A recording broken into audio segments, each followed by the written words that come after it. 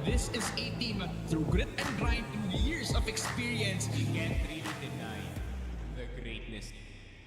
Good shot, gotta get X3D. He gets his third, he gets his fourth. Oh my God! Good shot, gotta get JC. Drill gets 1 and 2. Beautiful timing. Pero Zefrax, uubusin na lang Sa lahat. isang bala lamang, matutupad ang lahat ng pangarap.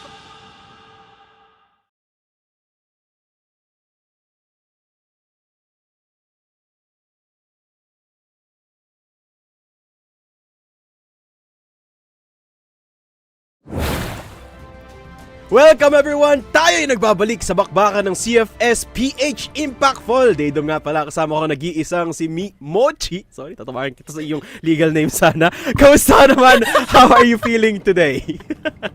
Grabe na yun, muntik pa ako ma-dox on stream. Pero mukhang maganda naman ang araw natin ngayon, Dado, no? Parang kahapon nagkaroon tayo ng isang quite unfortunate series kung saan medyo nawala si Team Micro, no? Na-force silang mag-evolve due to the lack of technical stability on their end at nanalo si Querdas doon. And on the second hand, no, second series natin, Kadiliman ang nanaig kontra sa kanila mga kalaban, which has been very much a very intense fight.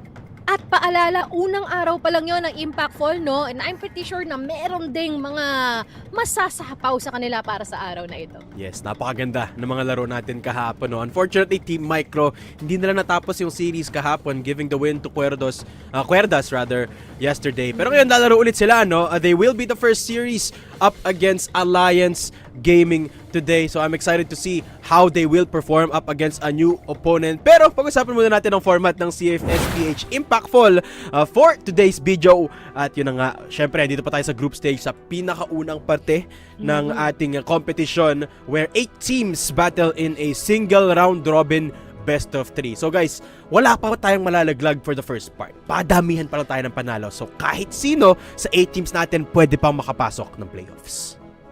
Parang sobrang forgiving talaga pag nandito tayo sa round robin format, no? Yes. This will definitely give an avenue for our players to explore and try to see which things work and which things does not. And on the other hand, dito sa playoffs natin, matik, ayan na. Ito yung inaabang natin na merong laglagan.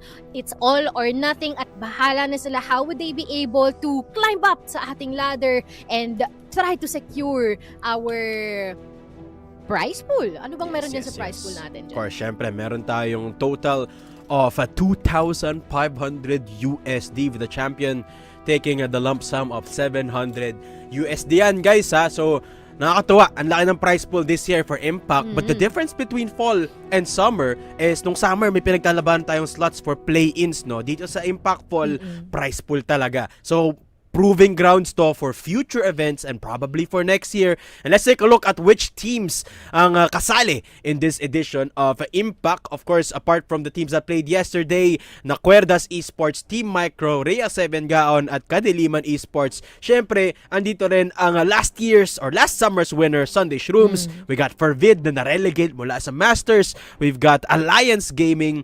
And of course, yun na nga ang Blue Vortex. Alliance Gaming and Blue Vortex, sila yung maglalaro sa unang match natin, Moji.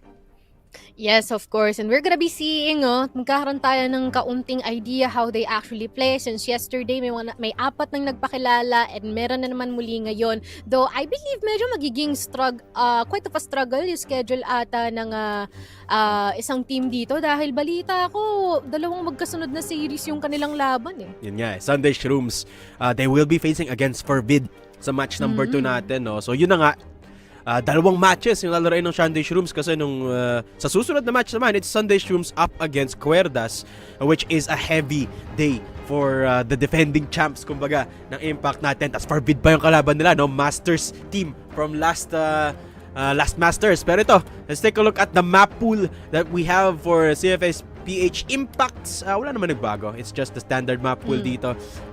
Andyan pa rin yung Mexico 2 na favorite ng lahat. Of course, sub-base.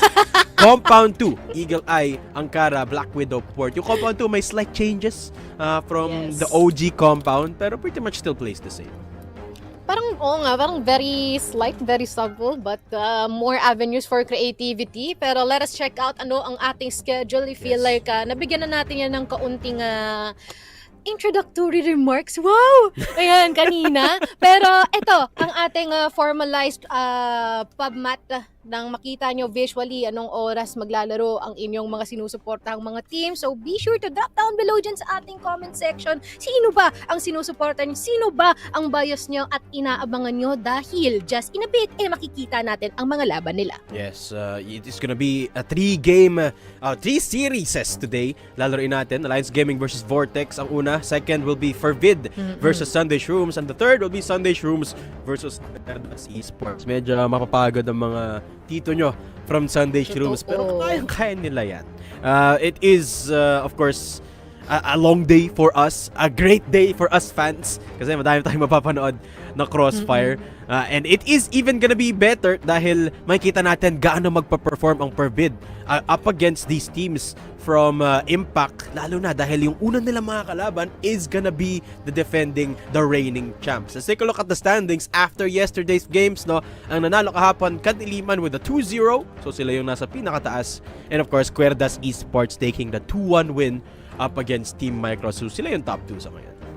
And basically, just by looking at this one, no, ang dami pang pwedeng mangyari sa mga susunod na araw dito. So, every series, dito lang, makikita natin some introductions from our teams, pero that doesn't mean na they will be there forever already. There's a lot of stuff that might happen, also a lot of improvement, and also some, unfortunately, hindi may iwasan na merong mga mapapatid, madadapa, masusugatan dito sa ligang ito, pero hindi naman talaga din maiiwasan, kumbaga. Yeah. Sana yung maiwasan natin today yung technical issues, no? Kasi kahapon nakakapanghinayang na hindi nakapaglaro yung Team Micro in their game number 3. So sana ngayon matapos nila yung series nila, no? And I can't wait to see how they will perform for today. And of course, sana makakompleto tayo ng 3 sets sa mga series natin, no? Kasi of course, we love to see a day full of Crossfire. And of course, I want to see kung paano sila magpa-perform in other teams.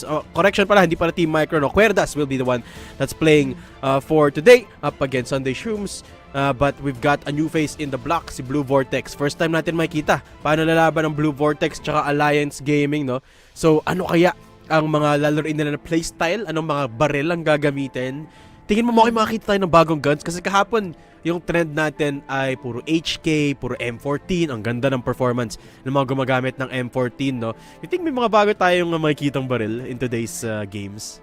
I feel like hindi natin may iwasan din, no? It's undeniable that lots of new guns are definitely gonna be much more powerful, much more comfortable to hold for our players right now. So I feel like we can anticipate those as well. And hopefully we can also see some interesting plays, most especially like yung mga nakita natin yesterday na andyan si Tambang, I believe, and also sila Knight, and I believe sa Kadiliman ay marami-rami yung mga nag-stand to. Si Jessan na matagal nang nandiyan sa scene pero nagpapanumbalik naman, nag-ahasik ng lagim dito sa ating lobbies right now, no? So hopefully that we're gonna be seeing more of that today. Yeah, sana nga, no? The snipers taking the stage yesterday, Jessan in particular, very impressive stuff from the Kadiliman E-Sports roster. But let's take a look at the map, Vito, for our first series. Eto na, Mochi, game na agad tayo dito. And it is going to be an Eagle Eye map number 1, tapos sub-base map number 2. Okay, very modern yung map Vito natin dito. Alliance Gaming picking up Eagle Eye is particularly interesting for me. Sayang, walang Mexico too, men. Yun pa naman yung inaantay ko. Sayang ka dyan. Pre, sarcasm yun. Ayaw nun. And yeah, like what you have mentioned, these are pretty much some of the maps that are also being awaited noong Masters natin, no? Eagle Eye, where EVOS has been able to play super well, and sub-base naman for Ubek, which is now already Team Stallions. Well, mahalay mo, we're even gonna be seeing some resemblance from their playstyles dito sa mga panibagong teams na makikita natin ngayon. And I guess Ankara, well, all of our standards, blank canvas, all up to them how they will be able to make that into their masterpiece. Of course. And I think it's very fitting na Ankara yung final map pick natin dito, no? It's a map of fundamentals. Nakita natin kahapon yung game between Rhea 7 GAON and Kadiliman in Ankara. Very, very close in Ankara. Yes. Nag-golden round pa nga tayo noon, with Kadiliman barely winning up against the very aggressive Rhea 7 GAON. Paves the way for a lot of different play styles. I'm excited to see Eagle Eye dito, no? Kasi Moji dito sa mapang to, nakikita yung iba-ibang kind of playstyle talaga, no? Pag-usapan na lang natin yung sa Stallions. They're very versatile when it comes to the playstyle dito on both the BL and the GR. Kahapon din, no? Ang dami ding pinakitang bago ng Kadiliman in Eagle Eye in particular. Ang ganda ng mga setups nila sa LA. So, I can't wait to see ano yung papakita sa atin ng Alliance Gaming this time around because they pick that Eagle Eye map. Now, Mochi, I'm gonna ask you an important question dito sa ating desk, no? First series of the day, Alliance Gaming versus Blue Vortex. Let's lay out predictions. Sige, ako na muna mauna para may time ka mag-isip dyan. Sige, go. Okay. Alliance Gaming. Sige, let's break this down a little bit, no? Alliance Gaming, meron silang coach who also plays the sub sometimes, but you can never discount a team that has a coach, no? Kahapon pinag-usapan din namin ni Bipolar to the difference between having a coach and not. And of course, it's always a good thing to have that kind of an outside perspective. Pero Blue Vortex, di naman sila na magpapahuli, no? Sila may dedicated coach talaga. Sa Alliance Gaming kasi, yung coach nila, siya din yung sub. But in Blue Vortex side, si Boss Ang Sakit Lods, yun yung pangalan ng coach nila. Siya yung dedicated coach talaga, no? So I am going to pick Blue Vortex 2-1 para sa panimulang series natin dito, no? Because they picked the BL on Eagle Eye, I feel like handa rin sila sa Eagle Eye. So feeling ko magtutuwan tayo in favor of Blue Vortex. Ikaw ba, Moch? Anong naronostra mo? Para naman sa gusto ko yung ni-rationalize mo pa yung lineup nila. Ako kasi, para lang may kaaway ka, magtutuwan Alliance Gaming ako. Naman ganun, boss. Ba't naman may mag-aaway tayo dito, boss? O sige, bakit Alliance? Bakit Alliance? Wala lang, gusto ko lang. Bakit ba?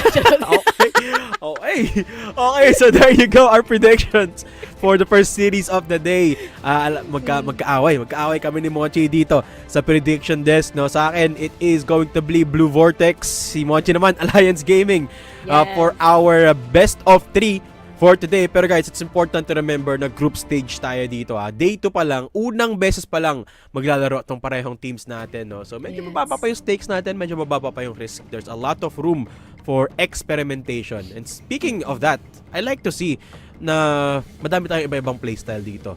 Lalo na sa mapa like Eagle Eye where madami kang pwedeng gamitin na route papunta sa mga site. Of course, you've got the elevated positions as well. Meron tayong tower sa mid.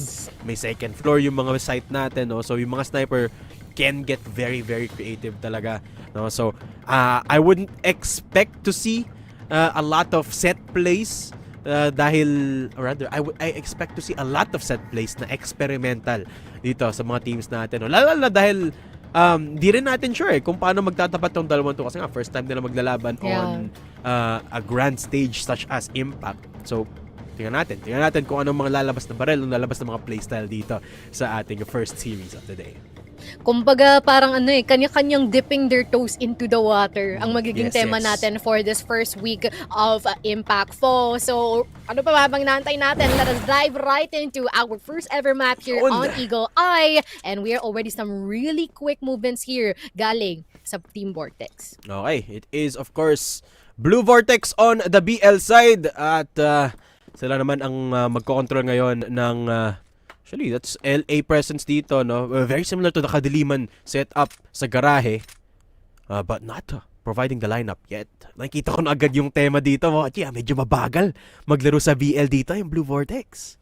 Siyempre, umpisa pa lang no? As much as possible, they really want to go for a safer route here. But at the same time, they really need to occupy as much space as possible, no? Parang yun naman ata yung standard as we can here on Eagle Eye. Kasi maraming pwedeng paglurkan dito or pagflankan yung mga yung kampo ng Alliance Gaming whenever they please. At kung yun talaga ang gugustuhin nilang gawin dito maya-maya.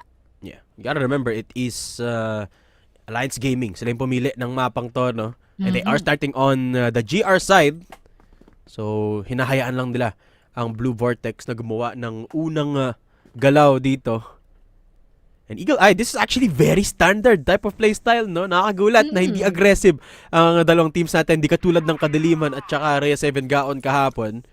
A bit of mid presence pero wala pang tumatao sa tower. Ephraim slowly making his way towards mid, pero may dalawang papasok mula sa AG to check down that mid position, reinforcing LA. Mukhang ina-expect nila yung A-push dito ng Blue Vortex. Zib, papasok na nga.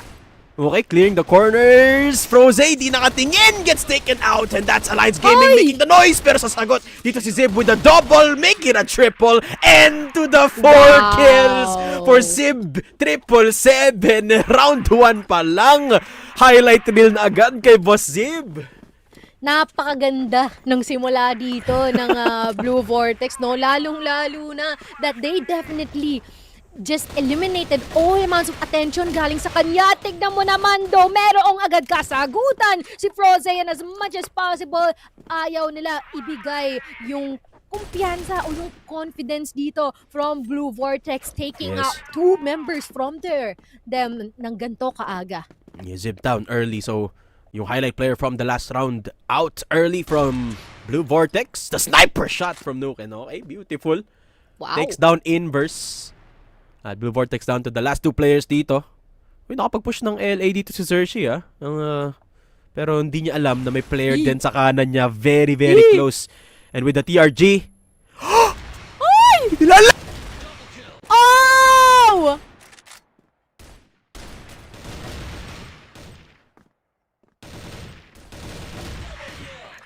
Grabe, napakatindi naman nata. Natingnan mo naman, Pros, ay just gonna be sealing the deal here with a couple more kills dito on the last 2 remaining members on Blue Vortex. And guess what? Mukhang napakaaga pa lang, pero napakaganda na rin ng kanilang mga atake dito for both our sides. And, mukhang may 3 atang stack dito from LA. Dadom, naku po, sinimulan na nga!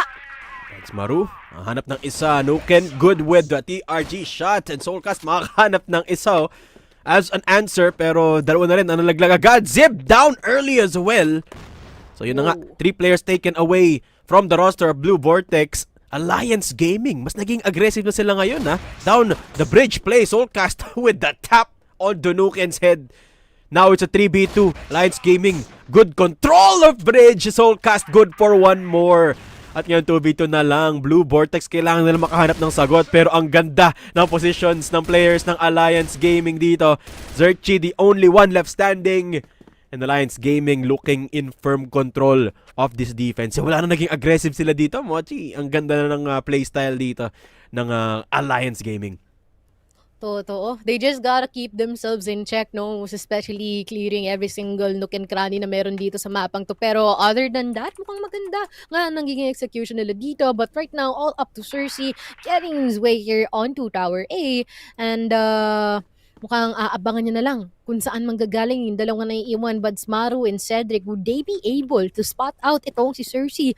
And given and granted na rin with the time pressure, 25 seconds on the clock, as much as how they want to eliminate them, pero 1v1 na lang ang ating sitwasyon ngayon. Buds Maru falling down to the hands of Xerxes. Yun nga lang nga, nag-audition yung dalawa, Dadu. Ang ganda ng hold to ni Xerxes, getting the double kill and taking the win for Blue Vortex.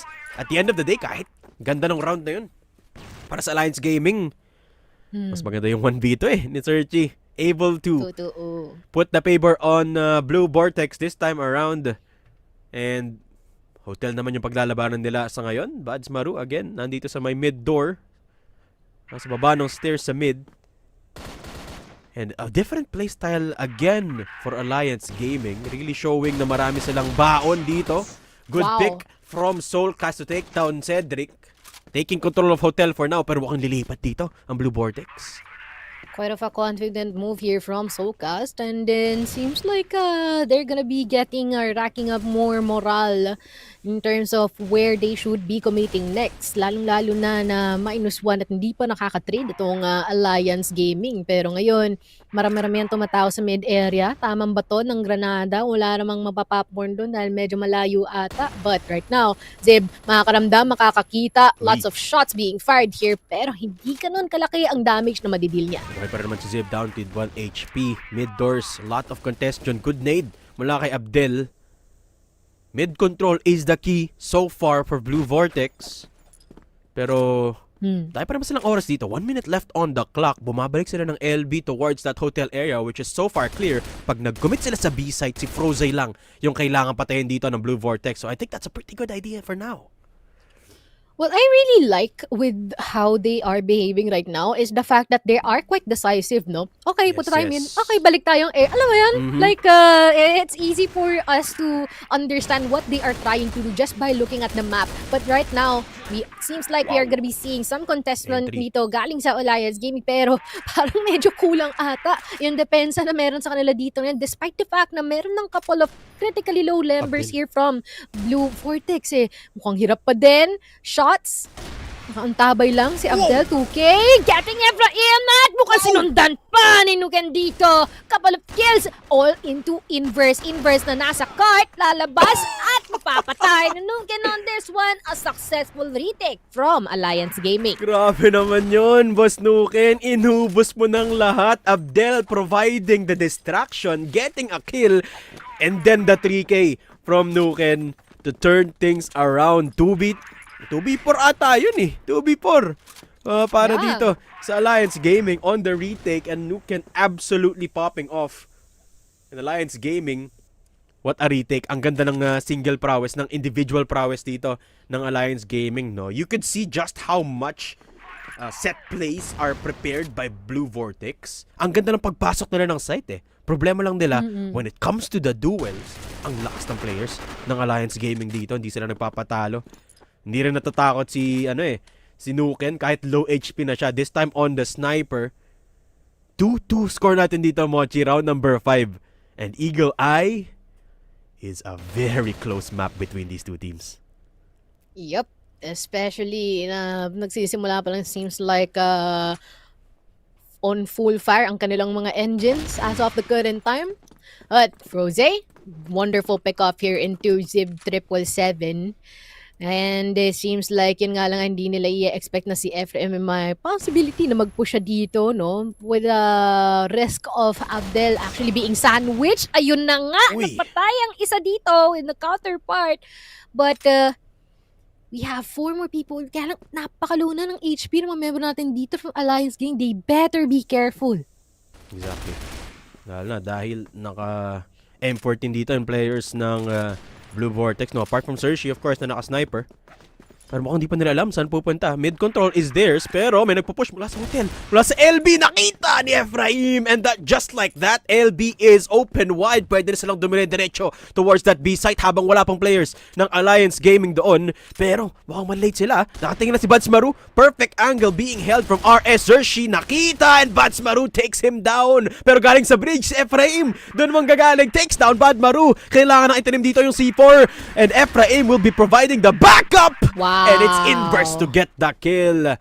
Okay, the 3v3. Blue Vortex able to get the C4 planted. Grabe din yung nagiging tapatan nitong dalawang team na to, no?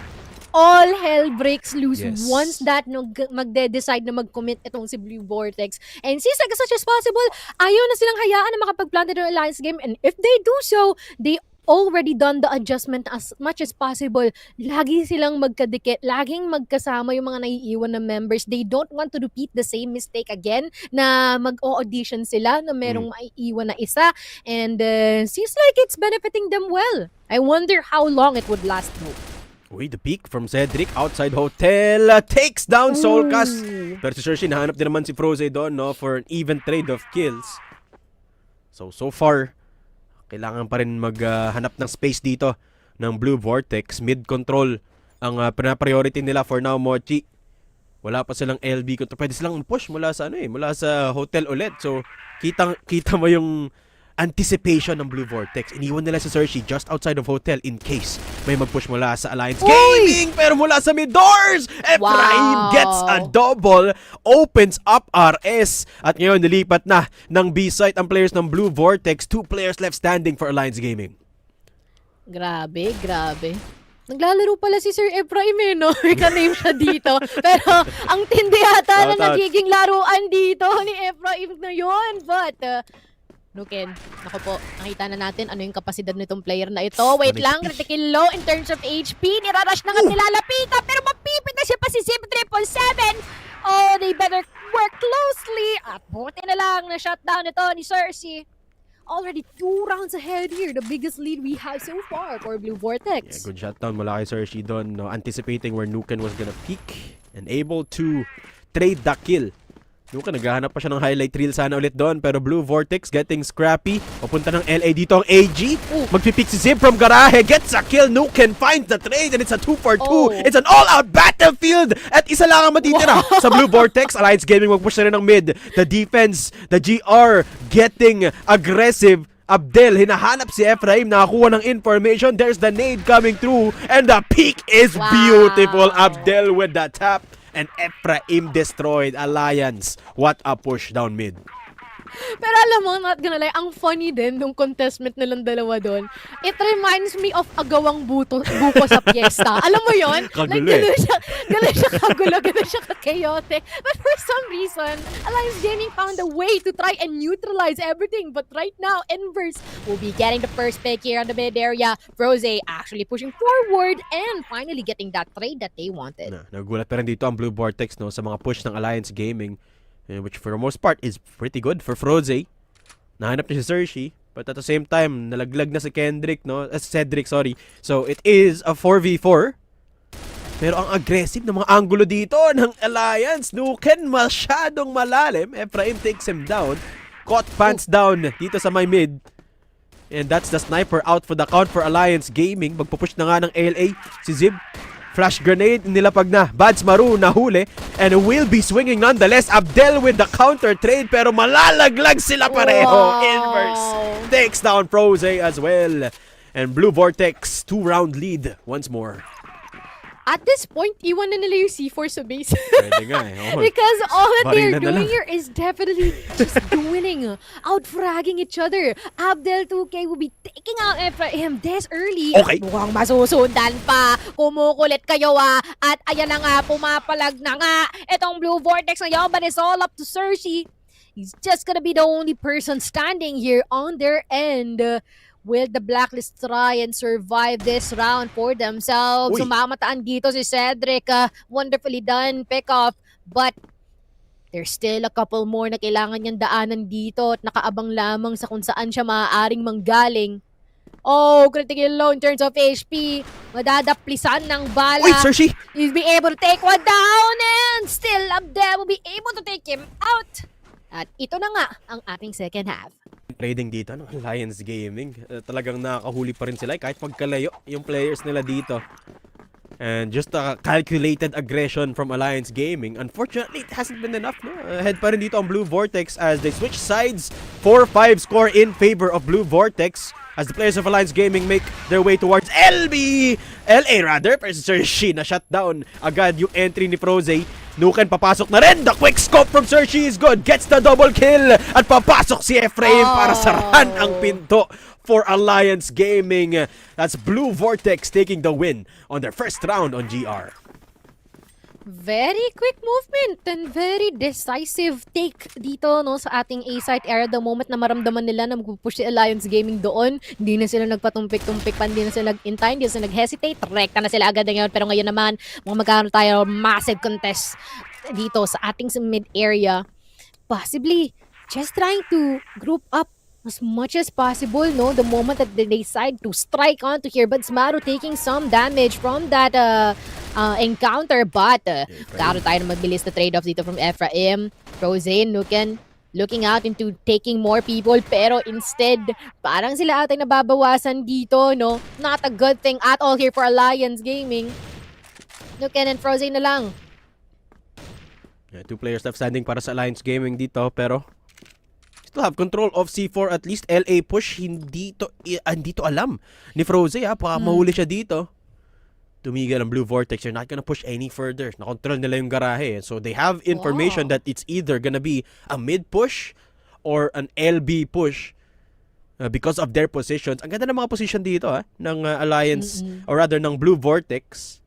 And pwede silang mag-retake. Regroup, punta sa B site, and then look for each player of Alliance Gaming. Nuken tsaka si Froze. Problema lang, naka-sniper pa rin si Nuken dito. Tsaka ang dami pa rin utility nung dalawang players ng Alliance Gaming. Yeah, it's already a matter of separation, no? Kung magagawa man talaga nila yon. But also, ang maganda dito, parang meron tumatao dito sa storage natin, sa bahay natin dito. Just gonna be waiting it out if magkakaroon nga ba ng kill itong si Nuken. Nice. Pagkasilip mo, patay ka agad. Merong ang trade dito, si Ephraim though. All up to Froze, now a 1v1. They even out the numbers, but the shots are still connecting here from Froze. Taking this round for themselves and kaunti na lang. 6-6 na, no? All equalized. Yun ang gusto nila. Ganda ng repositioning ni Froze doon. Unpredictable movement. Blue Vortex, hindi siya nahuli. Bakit baba siya ng hagdan? And Froze now rocking the top of the kill board with 12 kills. Siya yung pinakamaraming kills dito. Froze, very impressive. Still playing the M4, no? Characteristic playstyle from Froze. Refuses to play the M14 and fragging out. Very impressive mula kay Froze dito. As Alliance Gaming take the score a little bit closer, 5-6, still in favor of Blue Vortex. Papasok na nga ng hotel dito. Makikita niya kaya si Zib up close behind the bar. Nakita mo nga ba ni Froze? The answer is yes. Takes down Zib, takes control of hotel. Papasok na ng B-site dito yung players ng Alliance Gaming. Buds Maru takes down Inverse to open up B-site. Pwede na magtanim ng C4 dito ang Alliance Gaming. Na-control pa nga yung bridge. Takes down Sergi, and it's a 5v2 Blue Vortex. Hindi man lang makalapit. Ephraim, what can you do? Makakadouble pa nga. Nuken from up above. Naka-sniper. Nuken can take down Ephraim, but the patience play from Nuken. Saan nga ba siya pupunta? Ephraim, nahanap si Cedric. Soulcast nakahanap din ng isa. 1v1. Ephraim alive and kicking. The movement from Nuken reigns supreme, and Alliance Gaming swing back 6-6. Grabe, that is such a god play here from Ephraim. Pero yun nga lang nga, mas magaling si Nuken kaysa sa kanya the last few moments during that round. Those are the types of rounds na nakakalimutan mo na kung saan nanggaling lahat ng mga players natin. Is all up to what is currently happening in the battle at hand.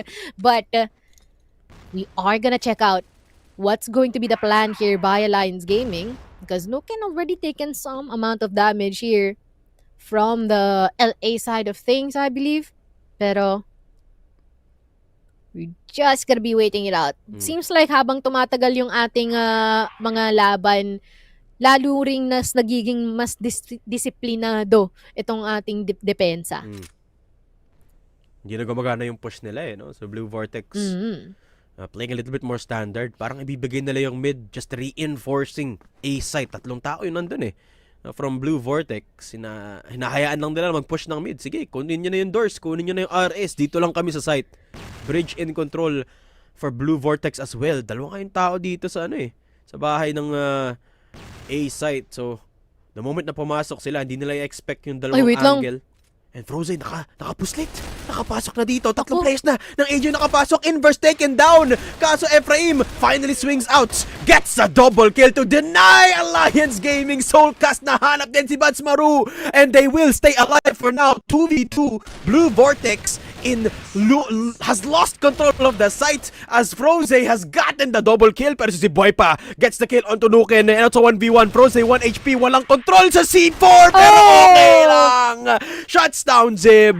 And Alliance Gaming wins the round with 1 HP on Froze. Man, that is quite unfortunate though. I feel like there will be much more control and much more stability sa kanila in terms of the pacing kung nagkaroon ng early idea itong si Blue Vortex na may nakapasok na pala ng A-site natin. I feel like that's also the downside of playing super safe, no? You're depriving yourself of any possible intel na manggagaling sa kabila. Pero ngayon, close quarter combat, Froze will be able to get Zib 777 out. But ang tanong magkakaroon ba itong si Inverse at si Cersei ng additional kill, ng trade-off? Hindi, si Abdel pa rin talaga makakasecure sa kanila.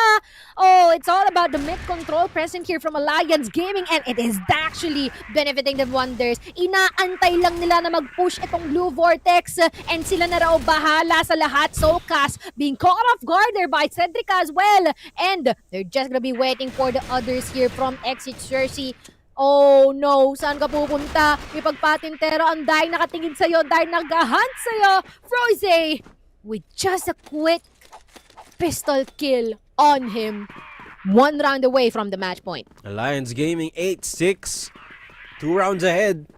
Sa mga Mochi, 1 round away or 2 rounds away from winning the game. That is 2 minutes on the clock. Madami pang oras pwedeng paglaruan ng Alliance Gaming dito. No? Now they have control of the momentum of the game. Sila yung may hawak kung paano nila paglalaroan yung isipan dito ng Blue Vortex, no? Saan nga ba sila magpupush? Right now, they're not making any noise. Kahit isang granada, wala pa sang inahagis dito. Smokes still at full arsenal for Alliance Gaming.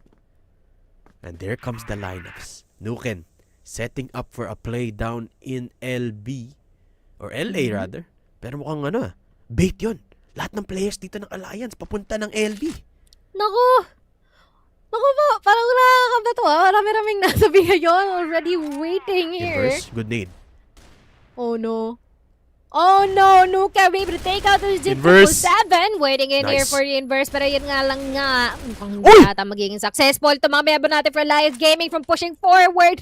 Kasi isa-isa silang nasa-spray down nitong ni Inverse. Being assisted on the other side of things dito kay Soulcast. Be able to take out si Nuken as well. All up to Cedric.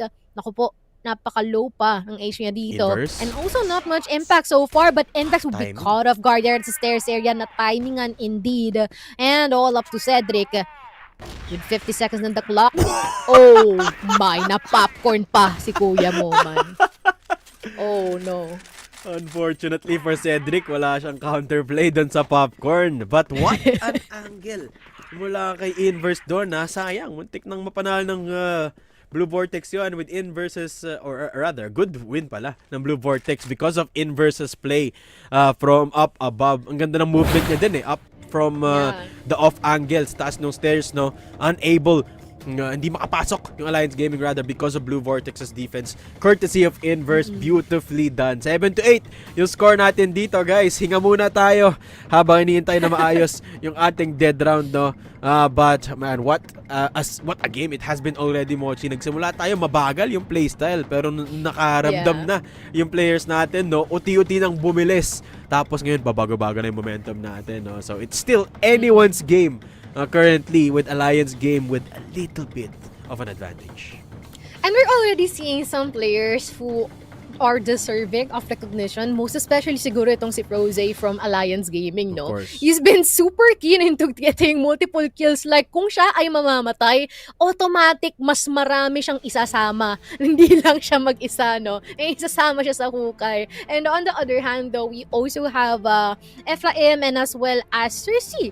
Most especially when it comes to individual pick-offs and Ephraim when it comes to multiple kills and possible clutch plays, which is wonderful because we are already establishing this ground of, okay, ganito sila maglaro. Oh, okay, ito yung star player nila. Ito yung kailangan natin unahin, kailangan nating hanapin some sort of way. And getting those types of information definitely gives them an avenue into thinking more, what strategy can we play given that XYZ, diba? So, what they've really done so far for both of the teams and sobrang lapit ng kanilang laban ngayon, if I may say.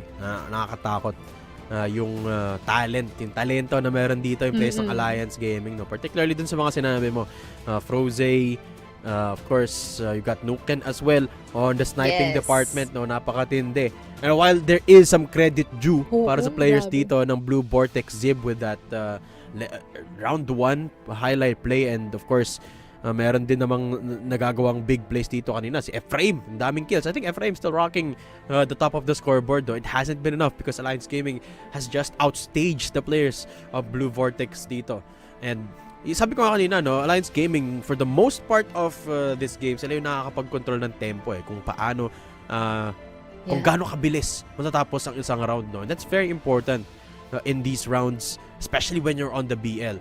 So Alliance Gaming, kailangan nilang kontrolin dito. Kailangan nilang i-continue rather na kontrolin yung tempo at kung paano nila lalaroin yung game na to be able to secure Eagle Eye. Guys, unang mapa pa lang to, but we're already seeing a lot of action. And a quick reminder, it is Alliance Gaming that did pick up this map, which makes sense. It makes sense why they feel and look like they're in control kasi parang pinag-practicean talaga nila itong mapang to. Yeah, and although granted na rin na pinag-practice, it seems like Blue Vortex still tries to find a way in order to outsmart them in specific things. But once again, I feel like sobrang prominent sa kanila yung behavior na try nilang mag-push regardless of the fact that they are on the defense, which might be a win or lose situation, like quite a Yes. bit of a gamble, a Very risky. 50-50. Yeah, very risky. So they better think of some other way to make it more tangible for them to actually win the round itself rather than definitely betting on it. if that's the correct term to use. Very risky kasi yung playstyle na mag-push and up to a certain point it kind of becomes predictable din if wala kang ibang itatry na setup, no. So yeah, it is certainly Yes. a good way to catch your opponents off guard. But up to a certain point, makakahabol na rin makakahabol lang dito ang Alliance Gaming. Although I do want to give credit to whoever the IGL is of Blue Vortex. Ang ganda ng mga set plays na ginagawa nila Yeah. sa BL side. No? May mga lineups din ako nakita from Blue Vortex. No? It goes to show you that they also have been practicing in Eagle Eye. This is also a map where they've got a lot of setups. Sila ngayon nakakuha ng lead into the first half. Pero ngayong nasa GR, medyo mas nahihirapan na nga sila. Good nades coming through though. The lineups finally finding fruit for Blue Vortex. Cedric Badsmaru down to 1 HP because of the nades. Yeah, coming into fruition indeed, no? Napakalala ata nung na-minch na deal dito from to Alliance Gaming from Blue Vortex, and we are yet to witness if there will be actual casualties, most especially here dito sa ating mid-doors area. Just gunning or waiting for these snipers to spot anyone on their way from wherever position they might be from. But currently, they're gonna be taking their time if they try to clear every single area here. Para lang na walang dumadaga sa kanila kung sakali man. But smokes are already being placed here on the B site. And it seems like tamang abang lang itong si Zip 777 and as well as itong si yun na nga. Oh, kills already coming in here from Froze. Couple of kills with some immediate trades from Blue Vortex. And right now, though, Nuken critically low in terms of HP. Actually, everyone here from Alliance is critically low in terms of HP. And I wonder what's going to be the next plan of action, lalong-lalo na they're already running out of time as well. Yeah, 50 seconds left. Not a lot to play with. Ang maganda dito, naka-sniper si Nuken tsaka si Cedric, no? So, kahit low HP sila, posible pa rin na makakuha sila ng isang kill dito. Blue Vortex, all they have to do is play patient, play reactively to what Alliance Gaming are going to do. So far, yung C4 nandito sa may hotel, no? Mukhang magbe-B-side push na nga. Bridge should be held by Soulcast, pero mukhang hindi niya nakita. Lumagpas, pumuslit si Cedric. Nakalagpas na nga doon, looking for Soulcast. And Nuken coming in from mid. Soulcast, kailangan niya lang hawakan to. Gets the shot in. But the trade is good from Cedric. Si Sergi manggagaling mula sa itaas. Gets the shot in with the sniper. And Ephraim playing from inside of the site. Blue Vortex. Good D. The defensive play and the discipline as well gives them the 8-8 scoreline. Parang the triple D in action, discipline, determination, Dadu. and defense. Ay, Hindi defense pala. Ayos yun ba? Sorry. Nasingit mo yun? Uy. Angas. Uy, nakita yung ulo ni Nuken doon. Namataan ni Cersei. Wait lang, di ata tumama yung bala ni doon kung tinul niya man yung trigger. Pero Soulcast here on the box, or the metal box, so skill box natin. Just gonna be eliminated shortly right after his kill from Cedric. Pero, Ephraim, andito lang siya sa EA area. Buhay pa man din. Pero other than that, ang dahil nang nangyayari onto this site. Still waiting for any additional casualties here, evening out the numbers. Pero not entirely enough for the commitment here. Nuken still alive. Zep 777 spotting him out here from EA. And yun na nga.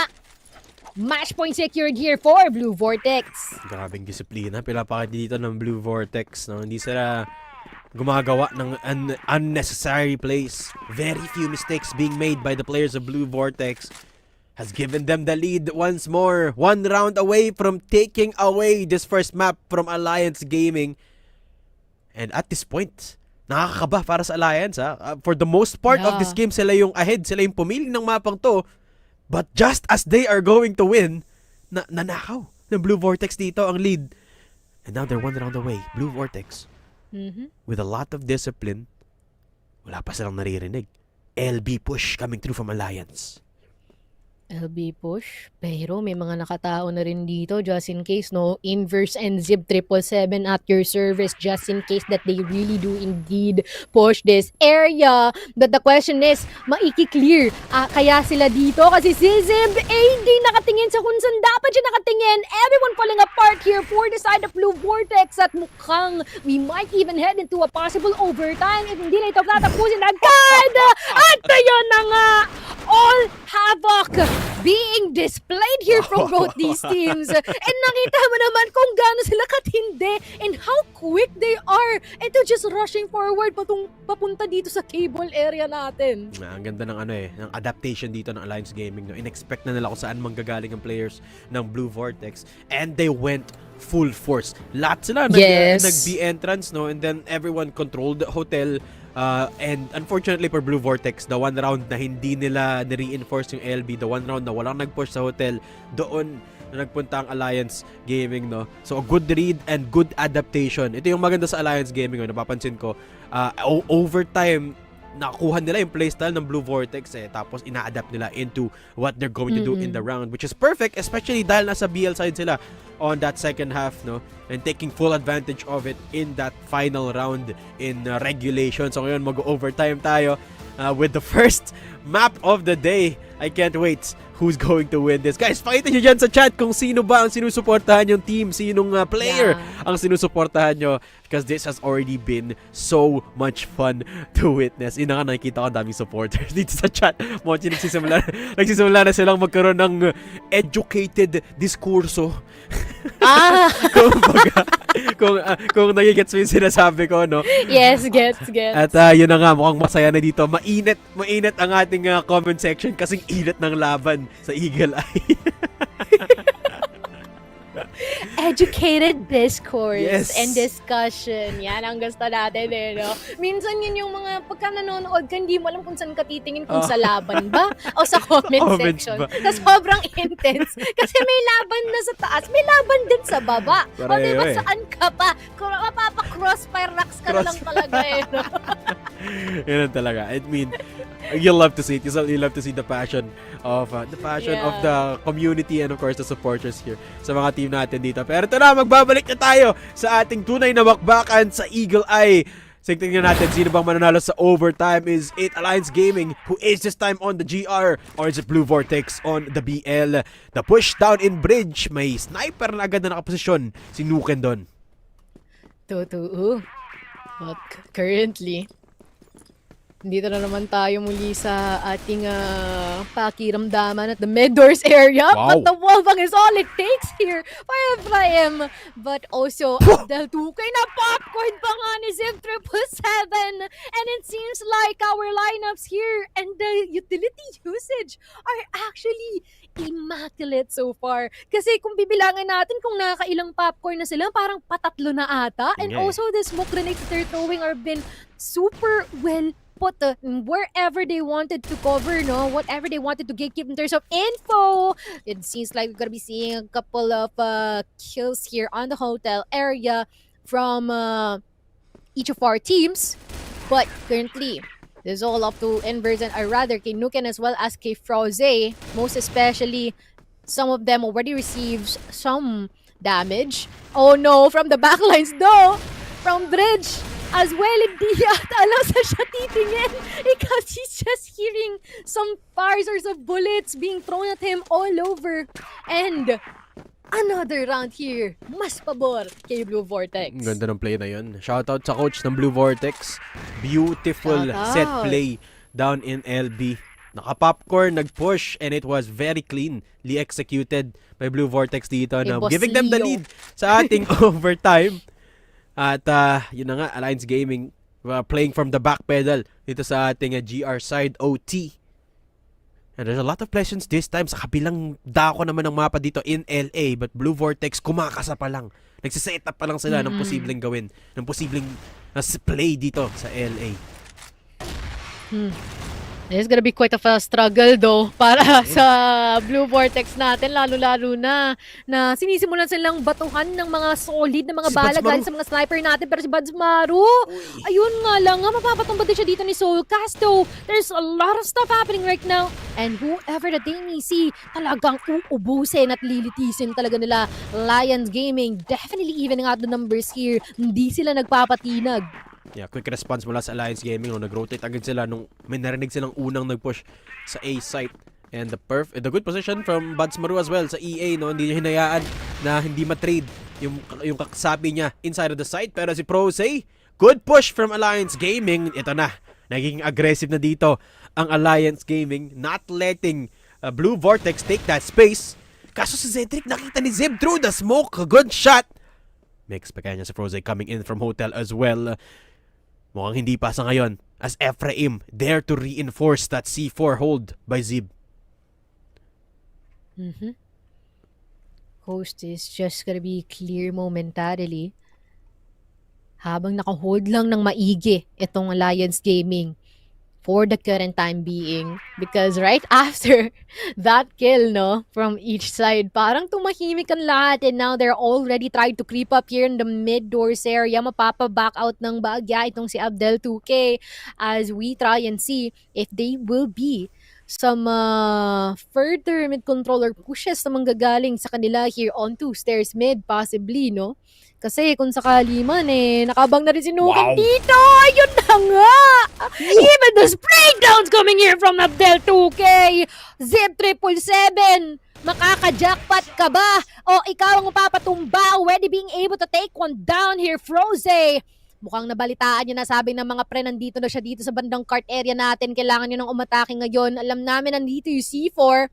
But the question is, would you be able to segregate every single person here? The answer is not. Oh my. Inubos dito ng Alliance Gaming ang players ng Blue Vortex. And what an angle. Ang ganda ng setup dun. Ninukan no? Galing A-site, nakatingin siya down in mid. Ang hirap nga naman i-expect ng angle na yon, no? And with the sniper as well, siguradong kill yun whoever is going to entry through mid doors. That's exactly what Nuken did. Hindi niya hinayaan na makapasok galing mid dito ang Blue Vortex. And even with the set play, ang ganda ng smoke lineups doon ng Blue Vortex, no? Nuken with the off angle, making the most out of the TRG. Puts Alliance Gaming in the lead once more. And ito na kasi sinasabi ko, Mochi, when it comes to dueling, when it comes to firepower, ibang level talaga ang Alliance Gaming dito, So Blue Vortex again have to work double time to get the lead going again, get the lead in their favor at maipanalo yung laban sa game. Tsaka dito sa comment section, shoutout dito sa mga supporters ng teams natin, and of course sa ating viewers. Welcome sa stream natin sa Impact. Guys, a quick recap, no? Map number 1 pa rin tayo dito sa unang set natin between Blue Vortex and Alliance Gaming. So, sana ini-enjoy nyo yung game as much as we are here on the casting desk kasi pabalik na tayo sa ating Eagle Eye 2.0. So, let's get right back into it, Mochi. 11-10 ang score natin in favor of Alliance. Totoo. Tuloy-tuloy pa rin ang laban natin dito sa Lions Gate at Blue Vortex, and as much as possible, no one plans on stopping anytime soon. I feel like kalagkar tayo ng golden round, doon lang talaga titigil to kasi they really want to get that early advantage dito sa ating round robin leaderboards as much as possible. So, despite of the fact that they started this series na wala silang kaalam-alam sa isa't isa, they already have now, kahit papaano, it's all just a matter of adaptation and brainstorming on what could be next na hindi i-expect ng katapat nila. Slow approach mula sa Alliance Gaming. This time sila na yung nasa BL, no? Isang smoke pa lang. Gamit nila dito towards A site. Pero hindi kumakagat. Si Ephraim dito, still playing from against the smoke sa labas ng mid doors. Pero mukhang lilipat ng hotel dito. Lilipat ng B. And this is good. Dalawa lang yung tao dito sa B site. Ay, parang medyo mahirap to sa Blue Vortex. Masyadong passive ata yung positioning nila. I don't know if this is a good thing or a bad thing, but all we know is already Inverse. a lot of issues happening here in the court area. Oh, and Bad Smatter being able to take out the Zims 777, shutting him down, but there's still gonna be a follow-up here from Nuken as well. So, Cass and Cersei, just a couple more people remaining here from Blue Vortex. They will try to front them up, but continuously being caught up guard. Yung patintero dito sa harapan natin. Ang mananalo pa si Cedric doon at 12 then right in front of our eyes. Cedric, what a shot on that pistol. Makalat, pero they still make it happen. Cedric with the double kill and Nuken with another amazing angle. Doon sa bridge kanina, no, able to find a pick. And another being set up by Nuken, this time galing sa mid. Grabe ka naman umanggulo, boss. Nuken, saan mo nahanap yung mga lineup na yan with the sniper shots? And it has been pivotal for Alliance Gaming. Ito yung isa sa mga sakit sa ulo ng Blue Vortex, no? Kung paano sila babawi kapag ganun yung angulo ni Nuken. Paano kayo magte-trade ng kill kung galing sa Africa yung sniper angle dito ni Nuken? Ang hirap eh. And for some reason, those shots always tumatama siya, men. Yung nakakatakot doon. Di mo alam kung saang angulo titingnan. Dito mo na malalaman kung bakit nila pinili yung Eagle Eye 2.0 as our first map. Definitely facilitating that type of momentum and ground for them to actually make their enemies thinking na saan pa dapat ako titingin? Ano bang angulo ikiklear ko? At sino ang kailangan kong ingatan? Most especially with the sniper na hawak dito nila, no, yung TRG natin ang mas mabilis pa ang pagkasakesa sa usual or traditional na meron tayo. And definitely a wonderful showcase of what can the new guns actually bring to the table right now. Zeb 777 being able to take down itong si Abdel 2K, and seems like this might already be a good sign for Blue Vortex na makabawi just in case. 3v5 in favor of Blue Vortex. 46 seconds left on the clock. Those Alliance Gaming slowly running out of time. A side push. LA presence coming through. Nagbabato na nga ng mga granada dito, pero the hold from Soulcast into EA is good. Shuts down Frozen. Takes control of C4. Hahanap pa nga. Soulcast good for 2. Nuken the only one left standing. Pero may hawak siyang TRG dito. Hindi magpapatalo si Nuken. The quick scope from Xerxes is better though. And Blue Vortex keeps the hold, keeps the round, and extends the game. Tinapatan ng isa pang TRG, di egol ka na rin, no? Lalo na sang katutak pa yung tao natin dito. But, seems like konti na lang. Ito na yun, no? I feel like this is going to be a dead round, though. So, we're just gonna be holding on just for a bit. Isang round na lang ang kailangan dito ng Alliance Gaming before everything comes to an end, and before getting the upper hand here in this series, on this current series. But I really do hope na masaya yung mga nanonood ngayon, yung mga nasa comment section, and hopefully na nakapagmerienda na rin kayo, because ang tindi ng simula natin for today, no, OT kaagad, which is awesome. Lapit ng laban natin dito. And I love it that neither team walang sumusuko, no? Pareho silang full force pa rin. Full front approach pa rin, no? Kahit OT na tayo dito. Malapit na tayo sa golden round. 12-11 score.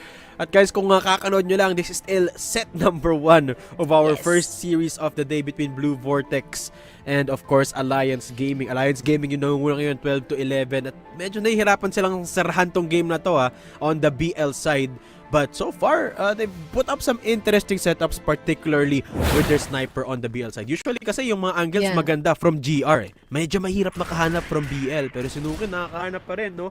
Ang problema lang, pag nasagutan siya ni Cersei dito, back to square one ang AG dito sa LA. Papasok si Soulcast sa garahe. Hindi expect. And Cedric does go down early. Soulcast lalayo na ulit. Balik into the base. But Abdel says no.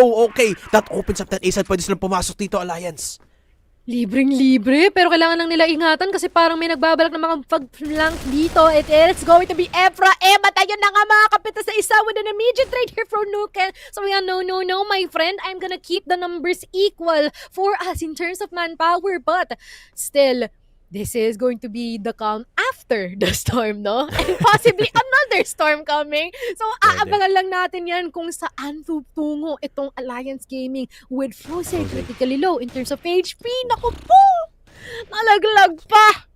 Naku, 2v3. Pero at least may ideya na sila kung saan nanggaling dito si Inverse. Immediate trade. Ay, ang ganda ng palitan nila dito ngayon, Dadong. Yeah, dry peek mula kay Buds Maru.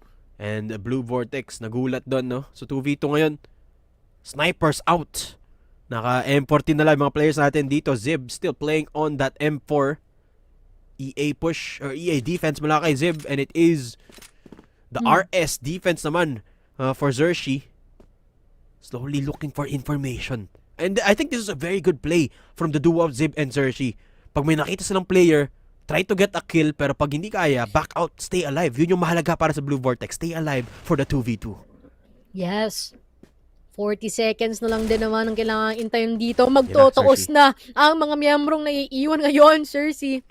And as well as Z777. Okay, I like the regroup here. As much as possible, malapit sila. M40 taking down ito si Badsmaru. Ang tanong ay may ispatan ba nila si Nuken dito? Oo! At mukhang masisira niya ba? Oh my Lord! What just happened there? Set 1 already being taken by Alliance Gaming. At kitang-kita naman kung sino nagpanalo doon. Wonderfully done. So, Nuken. Insane player so Nuken. What can I say? Nuken playing from inside of cable, getting the double kill. And as I was saying, no, ang ganda ng ginawa doon ng Blue Vortex. Kailangan nila mag-regroup, deny, or actually stay alive. Yun yung mahalaga for Blue Vortex. Stay alive and then go for the 2v2 retake ng magkasama sila. They were able to do that, no? Hindi sila namatay. And then they went for the retake, got the 1 kill, but then Nuken stepped up. Closed the game, denying the golden round and taking Eagle Eye for Alliance Gaming. Grabe namang labanan to. Unang mapa pa lang, unang OT pa lang. Lahat binigay dito ng Alliance Gaming. They will take set number 1 in this series. Pero unang laro pa lang yan. And you gotta remember as well, Monchi, no? It was the map pick of Alliance Gaming after all. So you would expect them to know a little bit more in this map. And they did. Nuken knew every single corner to look at, every corner to hide in, and up to the last moment, Nuken alam niya pa rin kung paano manalo in the 1v2, and it was so good to see. Ang sad lang doon is bumalik yung sakit ni Blue Vortex. Kasi di ba parang okay, regroup muna tayo. Nauna yung isa. Hindi na supportahan agad. It's quite unfortunate kasi there could have been a lengthier lifespan for that specific match if ever lang if they tried to deny that type of mistake. But nice try. Unang mapa pa lang naman, meron pa tayong susunod na mapa of sub-base para sila ay bumawi. Total yun naman ang kanilang pinili right now. Yes. And well played for Alliance Gaming kasi man, ang gulo ng laban nyo pero at the same time, ang satisfying panoorin talaga. Parang naramdaman ko na binuhos talaga ng parehong teams yung lahat ng pinapara nila for this matchup, no? Kasi talagang paldo yung paldo yung strats nila pareho. Parang at some rounds it feels like nagbabarilan na lang sila kasi naubusan na ng strategy both teams, no? So you could really feel how close the series was and how much both teams prepared for that Eagle Eye map. Now, when we go into map number 2, another big map, another map where, you know, defaults are very heavily rewarded in sub-base. Blue Vortex naman yung pumili sa mapang to, no? So I would imagine a lot of the same things as what we saw in Eagle Eye. Kasi Blue Vortex, ang ganda rin naman ng mga set plays na pinakita nila sa Eagle Eye. Maganda rin yung strategiya na pinapakita nila dito. And I want to see ano yung pinlano nila dito sa sub-base because it feels like it's gonna be another close game pagdating natin sa sub-base, Moji. Yeah, high possibility actually. Most especially na nakita na natin kanina kung paano sila maglaro. Bilis ng palitan. Check na natin yung highlights natin para may visual representation tayo sa kung ano ang nangyari kanina lang. Of course, it is riddled by both teams, no? Pareho silang madaming highlight plays. Round 1 pa nga lang. May 4K na agad na naganap dito. And then round 2, Xerxi with the double. And of course, the angles na Nuken was able to squeeze out of Eagle Eye. And I love as well na grabe ka versatile dito yung players ng Alliance Gaming. Nuken sometimes playing on the sniper, sometimes playing on the M14, and fragging out on both departments. No? Ito yung nakakatakot para sa akin sa Alliance Gaming. No? When push comes to shove, the players will start fighting, and they can fight really good. Exactly. And it's quite there's gonna be some series of disorientation at stake as the enemy, no? Like, di mo malaman kung saan ka titingin because there's already a lot of people gunning you from every single corner that you may see. So, actually, prevalent sa mga nakikita natin ngayon. Siguro, kung may mga times man na merong napipita sa kanila, they always try to give it back on like threefold, tenfold, or more than that. So, then pretty much a really good run here though. We've also seen some really good plays here from Soulcast, Flame. Sometimes nga lang nahihirapan silang maka-atras once that they get their picks. Yeah. Big shoutout kay Inverse din, no? Madami din siyang nahanap na angles dito na sakit sa ulo para sa Alliance Gaming. But at the end of the day, kumulang kasi nung last round, nababasa na yung off angles na meron si Inverse. No? Grabe din talaga yung adaptation play dito ng Alliance Gaming. As we look at the numbers dito, set summary, and who the highest KD ratio is. Surprise, surprise. Kay Froze, siya pala yung pinakamataas yung KD ratio dito. But the most number of kills, I believe, kay Nuken yun napunta. No? With 1.31 KD, a 0.94 kill per round, and an impressive performance all throughout for Alliance Gaming all in all. Pero kung mapapansin mo, Mochi, actually, magkalapit lang yung numbers dito. Zershi serves a shoutout as well with 1.33 KD, and Ephraim with, I believe, the most number of kills para dito sa Blue Vortex. Actually, when you think of it then kay Froze, no, most of the time, siya yung laging buhay. Yes. Laging buhay, laging nakakakill, and sometimes critically low, but for some reason, still manages to get some frags from here and there, which is also a good, what do you call this? Good example wherein kailan ka magpupush, kailan ka atras. Alam niya agad yung timing for that one. And even outsmarting yung ibang mga members natin dito for Blue Vortex. Pero sino nga kaya ang MVP dito for this set, Tedo? Tingnan natin kasi ng MVP. It is gonna be none other than Froze. Yun na nga, no. Sabi mo nga, a good example, a good benchmark for, in my opinion, discipline dito for Alliance Gaming, no. As I mentioned kanina, disiplinado maglaro yung Blue Vortex, but I think Froze is setting the standard for Alliance Gaming, and the rest of the troops are rallying behind him with a 1.75 kill to death ratio. Sigurado siyang may kill kada round, no, which is mighty impressive from Froze. And these are just some of the highlights na nakita natin mula sa kanya, no. As you said, lagi siya yung natitirang buhay when it comes to the final stages of the round, which goes to show you how well Froze positions. And the amount of game sense that takes is massive mula kay Froze. Kumbaga, when you think of it, siya yung nagsisimula hanggang gitna at si Nuken yung nagtatapos. If that is a safer term. But definitely prevalent din kung gaano katindi din yung positioning niya dito, how they were able to outsmart, and as well as just spray down on whatever areas na panggagaling dito, and even expect where they are actually at, which is a great thing here for Alliance Gaming kasi they can revolve around these types of players as well. Nagpas 20 kills pala si Froze nung game na yun, no? Which is super impressive mula kay Froze dito. Can't wait to see more of him and more of Alliance Gaming in map number 2. Tingnan natin kung makakabawi ba ang Blue Vortex in subbase. Pero bago yan, guys, pahinga muna kami ni Mochi. Magbabalik ang CFS PH Impact Fall. This is Daydam and Mochi. We'll be right back.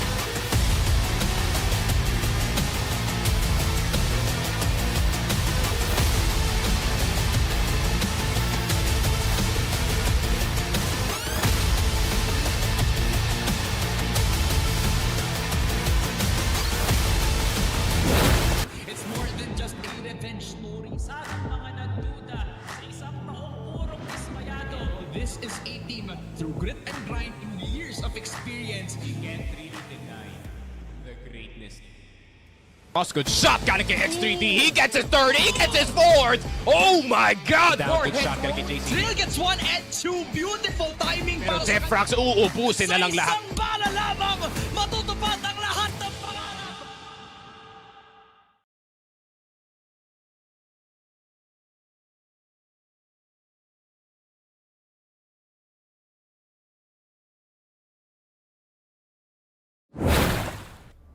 At tayo nagbabalik dito sa ating bakbakan. Daydam and Mochi nga pala para sa CFS PH IMPACT Fall Day number 2. At ito ang ating unang labanan sa araw na ito. It's Alliance Gaming versus Blue Vortex after, action-packed set number 1 sa Eagle Eye. No? Halos na golden round tayo dito pero hindi na hinayaan ng Alliance Gaming na umabot tayo doon. At ngayon, Mochi, pupunta tayo sa paborito kong mapa sa game na to, next to Mexico. It's Subbase! Tingin mo anong nangyayari dito sa Subbase? Gusto ko yung nami-mention pa rin natin si Mexico 2 no? Pero, Subbase! Oh my!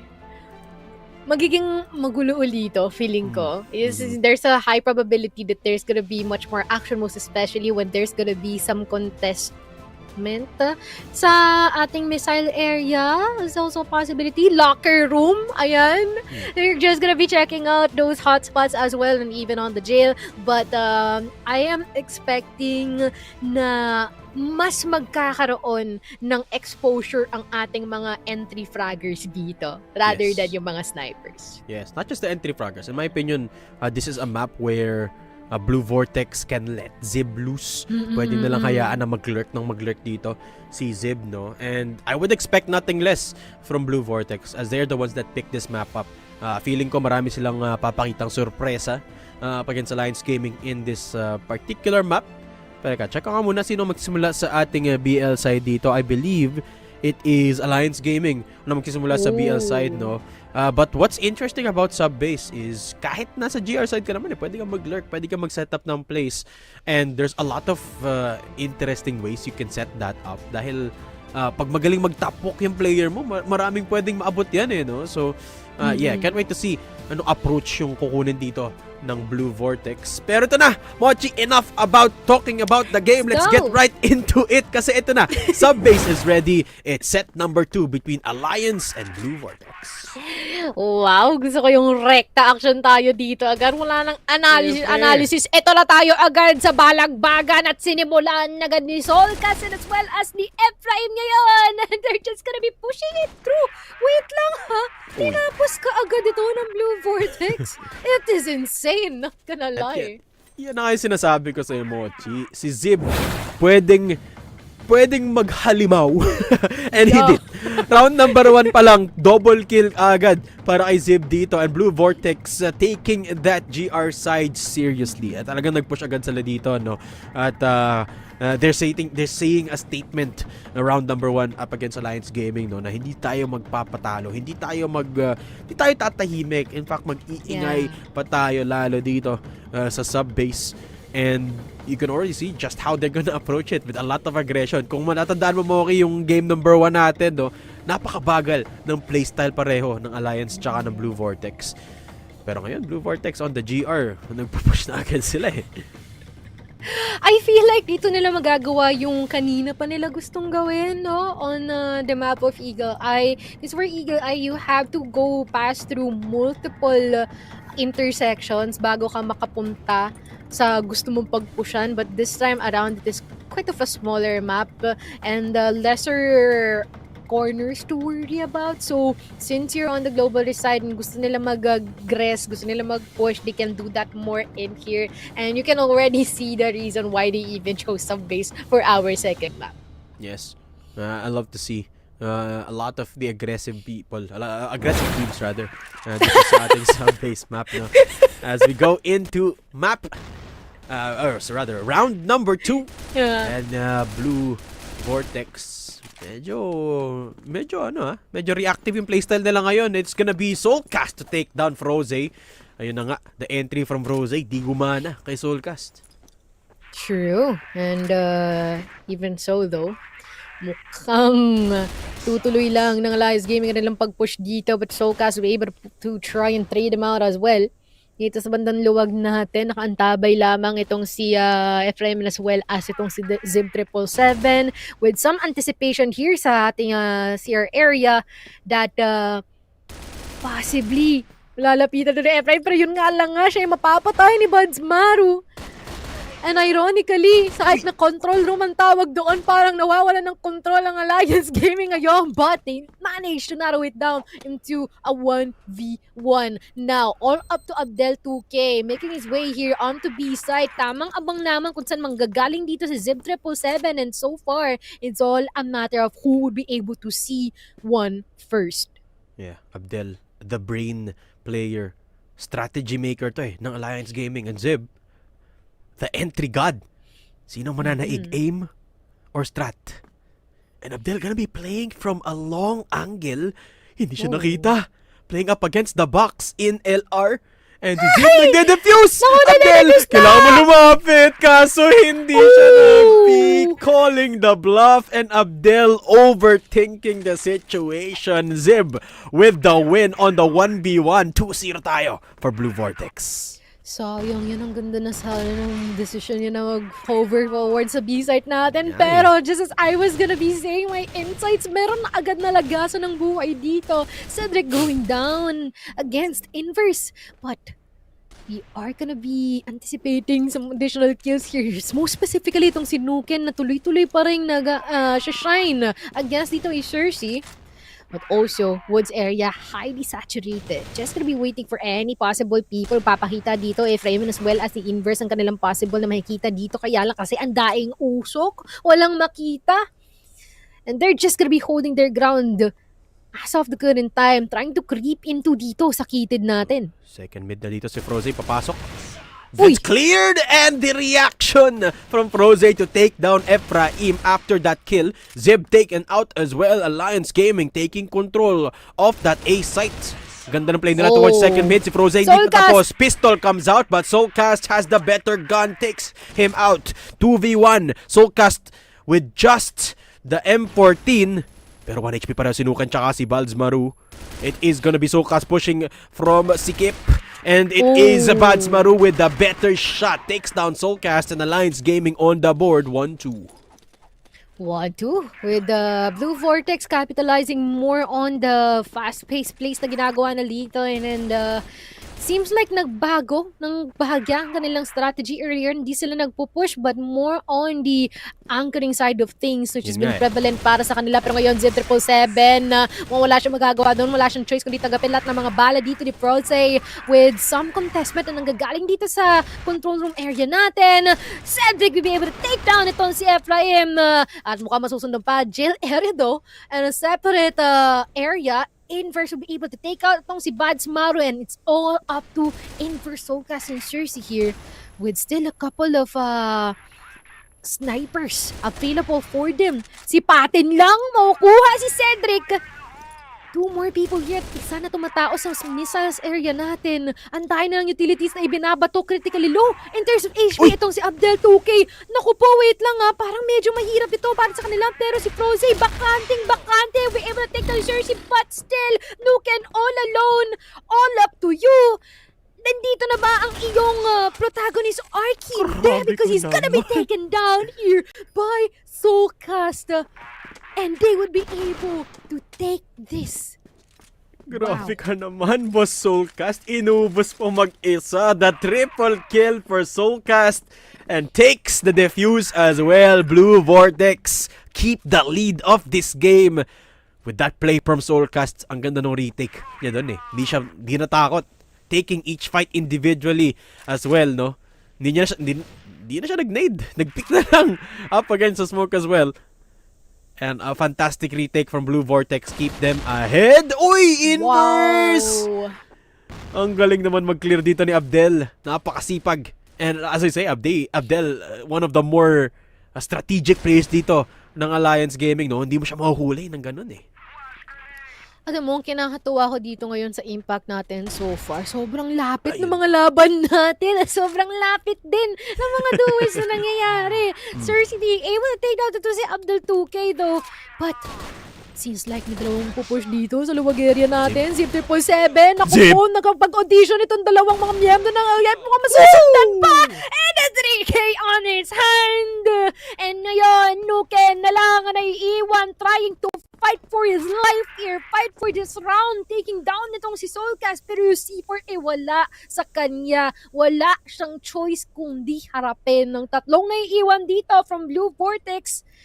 And the question is, would he be able to do that 1 minute on the clock remaining?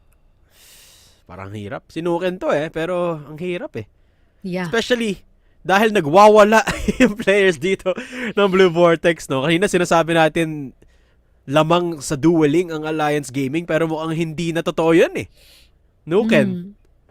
1v3. Isang need lang yung meron siya doon.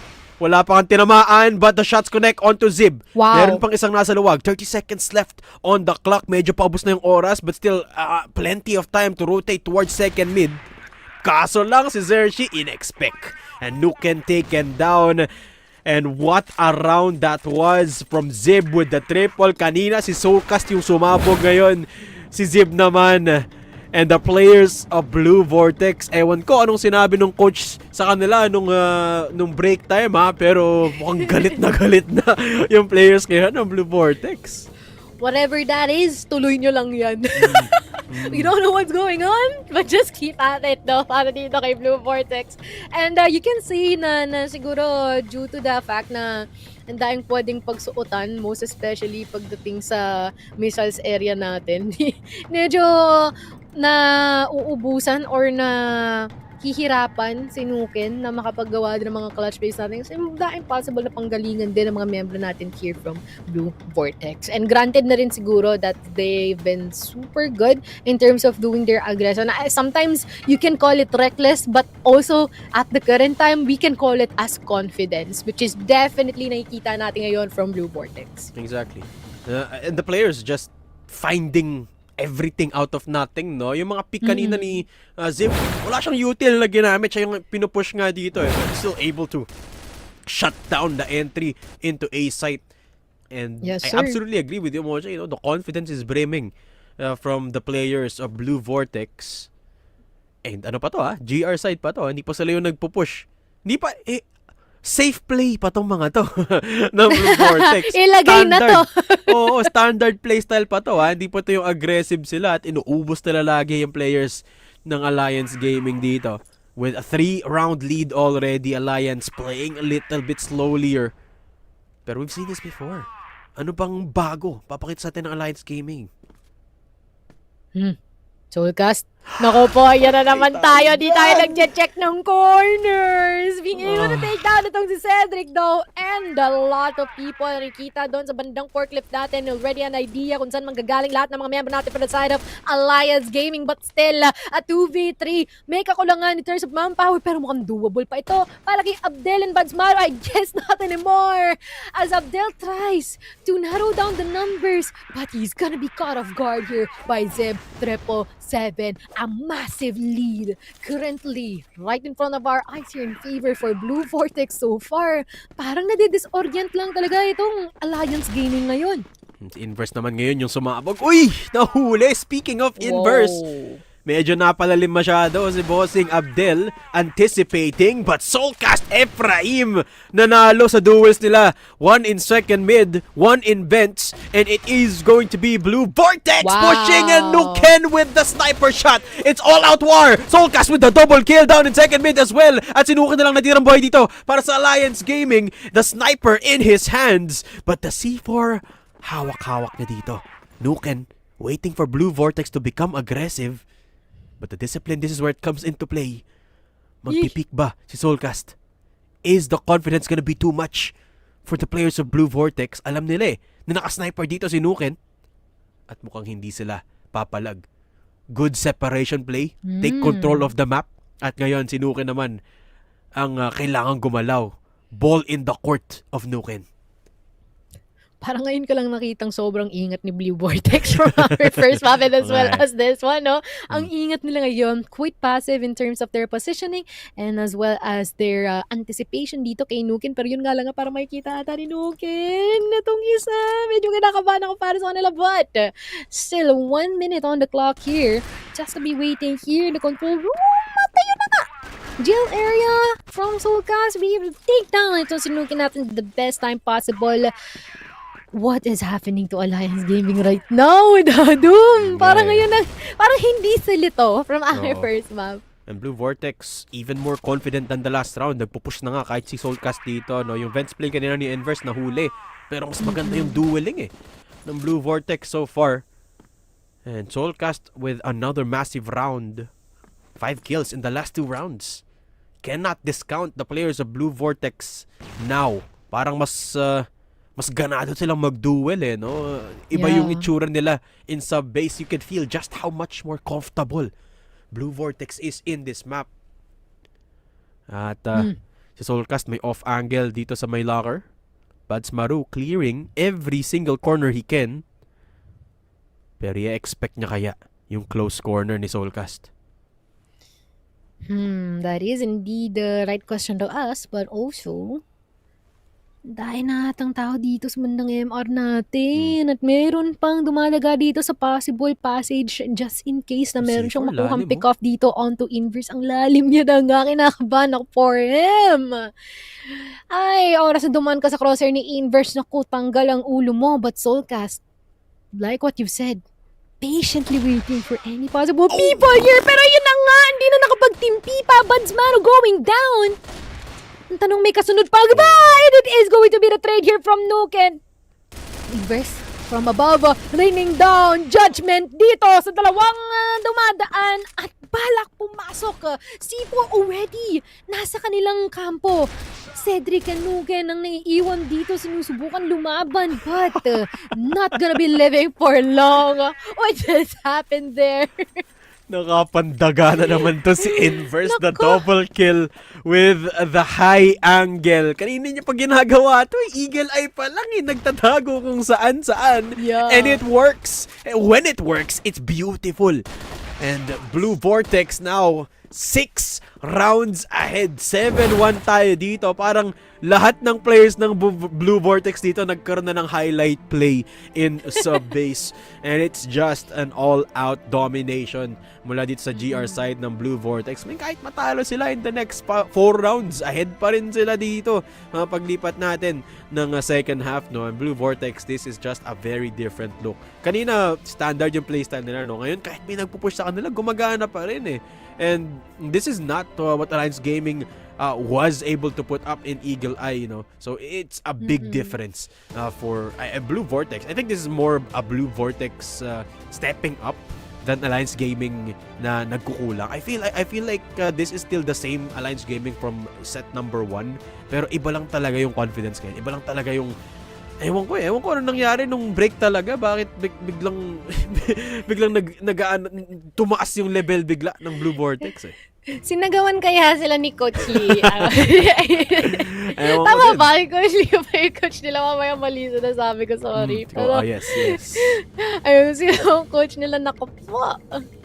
Parang mapapaano ka na lang talaga. But so far, it seems like they are performing greatly. I feel like they're really capitalizing more on going wild. Like, go crazy, go stupid, bahala kayo dyan. And at the same time, it works. Like, sometimes being so aggressive, medyo mahihirapan talaga si Alliance Gaming na, wait lang paano natin i-handle ito? Because for some reason, kahit saan tayo dumaan, whatever we're trying to do, they always end up mas marami pang buhay sa kanila compared to our team. Nauubos tayo lagi when we try to engage. So, what now? Diba? That is going to be the question here for Alliance Gaming. Yeah, and I think Alliance Gaming can be a little bit more diligent when it comes to clearing areas. Parang madaming beses kasi na nahuhuli sila ng apart from the off angles from Inverse, no? Yung nasa loob ng smoke, kunyari si Zib, or some off play that shows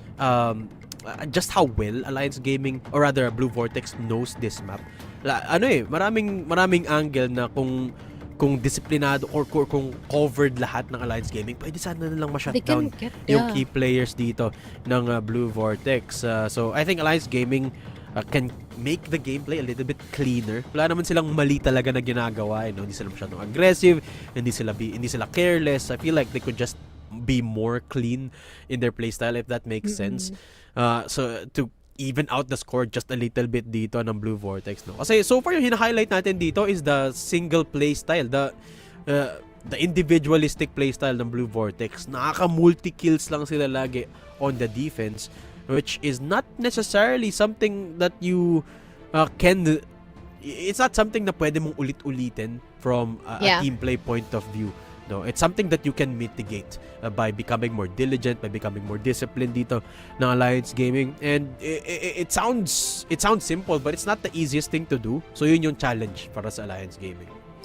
Yeah, that's also the issue as well, no? When you are still trying to make a solidified team, dynamic, if I may say, is yung paano mo as a person na nasa loob ng team, paano mo i-deny na hindi lang puro ikaw? It's not just you, but you have your identity with your teammates with you. Like, parang collective ba na persona? Kasi, yun yung like, mapapasin natin kay Ibos, kay Ube, kay Secret, diba? Kay Execration, although sometimes there is still some lacking performance dito kay Execration, but makikita mo na, this is how they play as a team. Like, hindi lang sila nagre-rely on this specific person, this specific player. Like, they have their star players. They have Yopib, they have, what do you call this? Sila CBN. But, also, it doesn't mean na mahirap. Pero wait lang Oh, wait lang meron tayong narinig. Alright, copy direct. Okay. So guys, an announcement Quick lang. announcement. Tutuloy natin yung laro natin, but yung last round is counted as a round. Hindi na siya dead round, no? So it is still the advantage over towards Blue Vortex. At pagbalik natin sa laruan, it is second half. Second half na tayo. I'm not sure lang kung sino yung nanalo sa round na yun, no? So I guess we'll recap that pagbalik natin sa laro natin. At yun na BV. Kakatapos lang daw ng round, it's Blue Vortex that won the round. So lamang na naman ng isa dito. I believe yung score natin is I believe the score is now led by Blue Vortex by around 7 or 8 or 6 yung lamang nila dito, no? So regardless of the scenario, lamang pa rin dito ang Blue Vortex going into the second half. So tingnan natin kung mababago ba ng Alliance Gaming ang estado ng game natin as they head into the GR side in map number 2. Pero so far, no, kung gagawin ng Alliance Gaming yung ginagawa ng Blue Vortex on the GR side, mauulit kaya nila dito, Mochi, yung success ng Blue Vortex? Do you think there's enough firepower in the ranks of Alliance Gaming para maulit yung same half na ginawa ng Blue Vortex na tuloy-tuloy lang silang nananalo on the GR? I feel like that's going to be quite difficult to do. Just observing yung like tulad na sabi mo, their individuality. Like kung paano sila maglaro, they always take their time into securing their pickoffs. They take their time to clearing their corners. Pretty prevalent kanina sa Eagle Eye natin. And also on pickoffs. So I doubt that when pushing, magkakaroon sila ng advantage. But they can get the pickoffs. But the question is, anong mangyayari pag mid-round na? Anong mangyayari pag post-plant na ng C4 natin? Yeah. So yun siguro yung kailangan nilang i-address doon. Of course. And of course, it's a different type of playstyle naman than between these two, no? I mean, I think they can. I think with the talent that the players of Alliance Gaming has, I think kaya nila gawin yung parang highlight reel na GR side dito ng BV. But at the same time, how do you replicate that consistently? How do you make players pop off? How do you make someone sige mag 3K ka dyan sa A site habang dinidepensa namin yung B. Sige nga, nuken, ubusin mo silang lahat sa second minutes. How do you make it replicable, no, from a team point of view? It's really, really hard to do that, no? So, I guess it's still a big challenge for the players of Alliance Gaming, how they're going to tackle that GR side. At yun na nga, update sa set natin, it is 8-1 the score currently in favor of Blue Vortex, no? Guys, sorry, kakaroon tayo ng dead round because of some connection issues, some technical issues. Don't worry, we're trying our best to give you the best broadcast possible, no? Kaya, pasensya na. But we will continue the game as soon Anong bread yan? as Charot. possible. As soon as Pandesal. possible. Pero guys, pakita nyo sa baba yung suporta nyo sa mga teams natin, sa mga players right now. Of course, as the game continues, syempre kailangan pa rin naman ng mga players natin na makita yung suporta ninyo, no? And if you're just tuning in, this is still set number 2 ng una nating match for today. It's Alliance Gaming versus Vortex in Subbase. Ang ating araw, just to remind everyone of the schedule, is filled with 3 games or 3 matches for today. This is the first match, Alliance versus Blue Vortex. The second matchup, ito, inaabangan ko to, Fervid versus Sunday Shrooms. And ito, feeling ko, good benchmark to for Team Fervid, no? Kung natatandaan natin, guys, sa Masters, medyo nahirapan ang Fervid sa Masters. So, na-relegate sila dito sa Impact. Kaso nga lang, yung unang mga kalaban nila is the defending champs, Sunday Shrooms. Yeah. So, medyo mahirap yung laruan in the second match. Pero maganda yun for sure. What's also interesting din as well is we see Nice Katol possibly playing. Oo nga. Yes. For Fervid. So we're gonna be on standby for that one, and I believe si Bipolar makakasama ni Daydum later on sa ating second series. So possible magwawala sila on the broadcast. Pero ayun, no? I feel like that's also a really interesting touch. And bumalik si Skies, which is a good news here for Fervid. Kasi if you remember, hindi ata sila nakalaro hindi ata siya nakalaro the last 2 matches na meron back in Masters. So, we're gonna be seeing him more sa series natin later on. Kasi double check na lang din siguro yung lineup nila kung present nga ba sila or absent. Yes, tingnan natin, no? Kasi nakalagay dito sa lineup nila si Coach Aris. Yung player 1 nila, no? Pero tingnan natin kasi may 5-man roster pa rin naman ang Fervid regardless kung lalaro si coach or hindi. So tingnan natin, no? But I would love to see Nice Katol back on the server.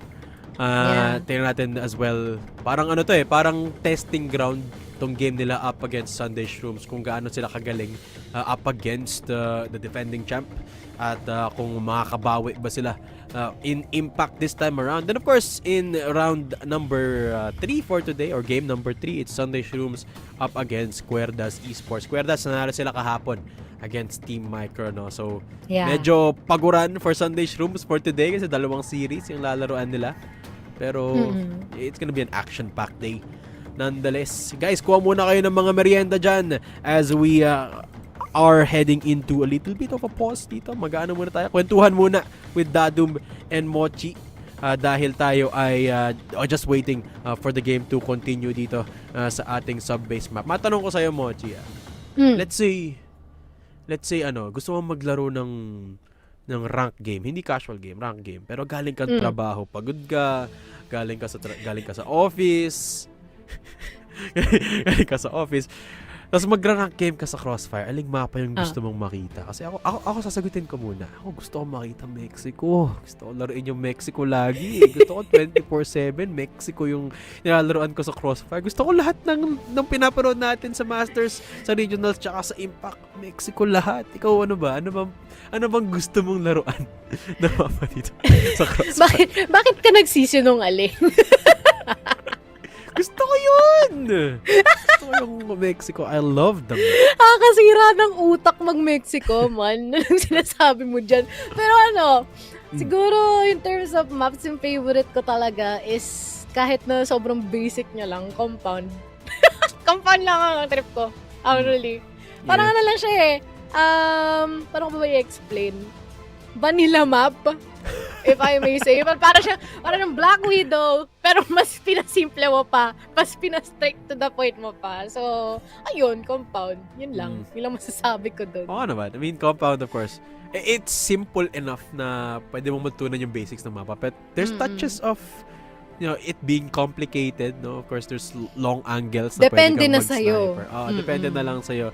But yeah, I feel like it is one of those maps na pwede mo matutunan talaga yung fundamentals ng laro, no? So, I love playing in compound as well. Guys, ito pwede kayong sumali sa conversation namin dito. Kung titignan nyo yung pinned comment dyan, nakasulat, What's on your mind? If you have questions for the casters and panelists, post them in the comments. Yan, ilagay nyo lang. Kailangan iba boses, man. Ilagay nyo lang sa baba if may tanong kayo sa amin or may tanong kayo about the players or the game. Subukan naming sagutin yan ni Mochi. At syempre, lagay nyo rin dyan kung may papashoutout kayo. Now is the time to do it, no? Habang nasa post pa tayo. Lagay nyo sa comments kung may papashoutout ba kayo, kung may gusto kayong ipasigaw dyan sa amin. Sabihin nyo lang. Shoutout nga pala sa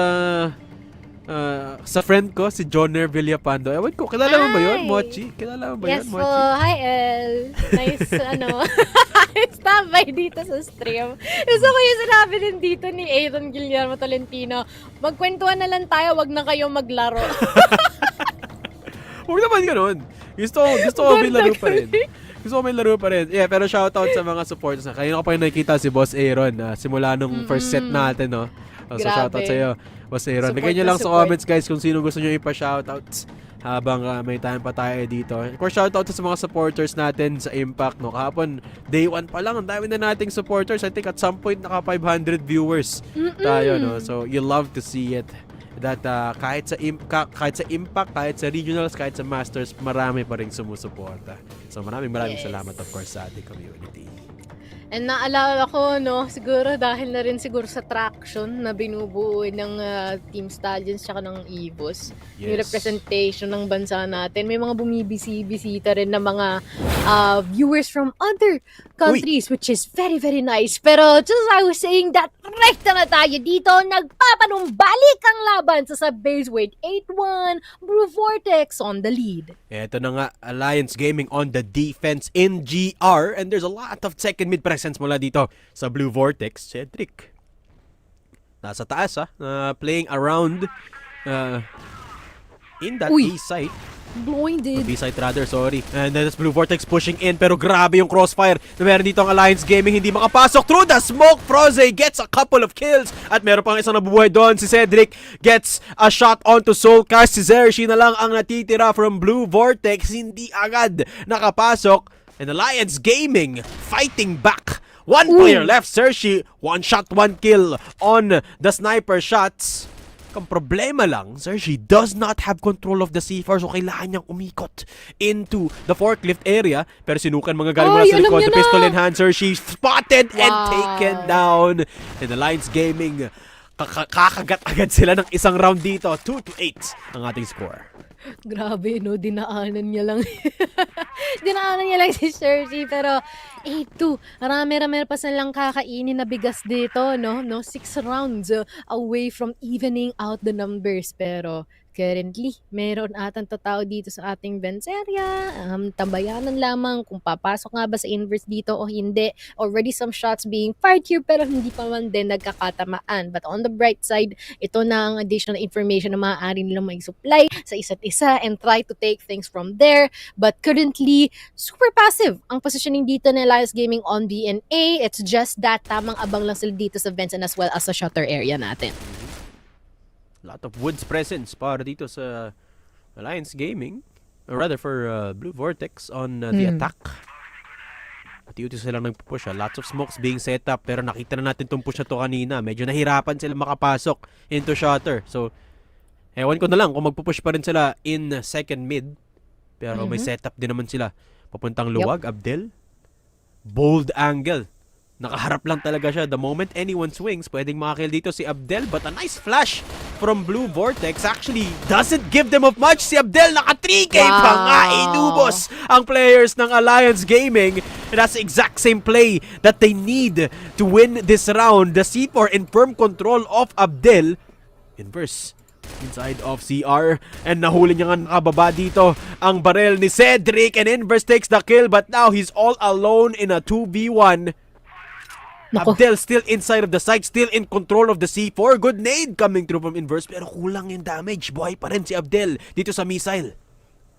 Ito na ba yung ina-anticipate natin na possible comeback dito ng Alliance Gaming, because if they rack up this type of momentum, is gonna be over here for Blue Vortex. Baka mag-OT na naman tayo at Untitled 2K definitely gonna be spotting him out, and we'll be getting another point dito sa ating series. Kahit na isang round na lang away from the match point, parang ito yung masasabi nating merong curse, merong sumpa ba na ganito kalayo yung kanilang diferensya. But we are seeing na nagsi-step up na ang Alliance Gaming bit by bit, which is something that we want to see. Of course. And Abdel with a massive round.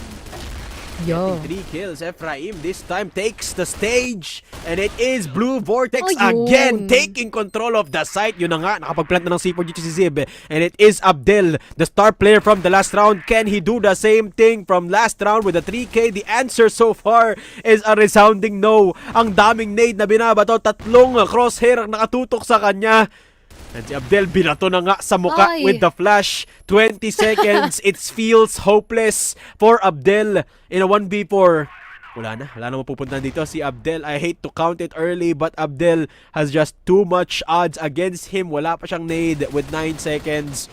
Exit frags na lang ang hinahanap niya dito. Nakahanap siya ng isa, but it is still the round for Blue Vortex. Set point for Blue Vortex. At konti na lang, lilipat na tayo ng Ankara. The util dump is crazy. Binato ng isang smoke, dumalawa pa, tas finlash pa. Kulang na lang yung mismong granada para mapopcorn si Abdel doon. Pero ngayon, nakikita natin woods area. We are seeing massive contestment, and as well as here dito sa batang batteries natin. No, but right now, we are gonna be seeing Nuken as well as Abdel being left alone here. And seems like may madadaanan pa sila. It's gonna be Ephraim falling down though. And at least meron silang idea saan magagaling si Nuken dito. Sokas being able to spot him out, pero mukhang mas matindi ang tutok ni Nuken dito. And now, it is already up to him paano niya makikilir yung mga pwesto dito. Mukhang hindi niya na yung magagawa dahil nakaabang ng maganda si Cersei doon. And guess what? May bawi ang Blue Vortex against Alliance Gaming because they managed to take this sub base for their own. Hindi lang sila panalo, Mochi. Panalo with a resounding score, and it's a big advantage, no, kumpara dun sa last set natin na 2 puntos lang ang lamang ng Alliance Gaming. Ngayon parang dinakdakan dito ng Blue Vortex ang Alliance Gaming, no, with a decisive win here in sub-base. Hindi man lang tayo pinaabot ng equal score, talagang dire-diretso ang Blue Vortex dito, no, kahit after that tech pause, tuloy-tuloy pa rin even on the BL side, kung saan nahirapan ng Alliance Gaming, which is it's a good indication for Blue Vortex na talagang pulido ang sub-base nila dito. Although I don't know what that means for our third set. Ankara, a map that everyone knows, a map that everyone is very familiar with. I think mataas yung chance, no, na magiging katulad to ng unang set natin. I think it's gonna be close, Moji. Yeah, it's gonna be quite of a close one, but we are gonna be seeing more sniper plays here. It's gonna be indeed a sniper even, pretty similar to Eagle Eye. So malay mo, this might actually be a ball here for Alliance Gaming, or also possible grants for execution para din kay Blue Vortex. Like, based from what we have seen from the last 2 maps, parang they can win on both their own way, which is gonna be a good thing here on the map of Ankara. Depende na lang talaga ang sinong mas mangunguna o mas mag-persevere sa kanilang dalawa. Yeah, exactly.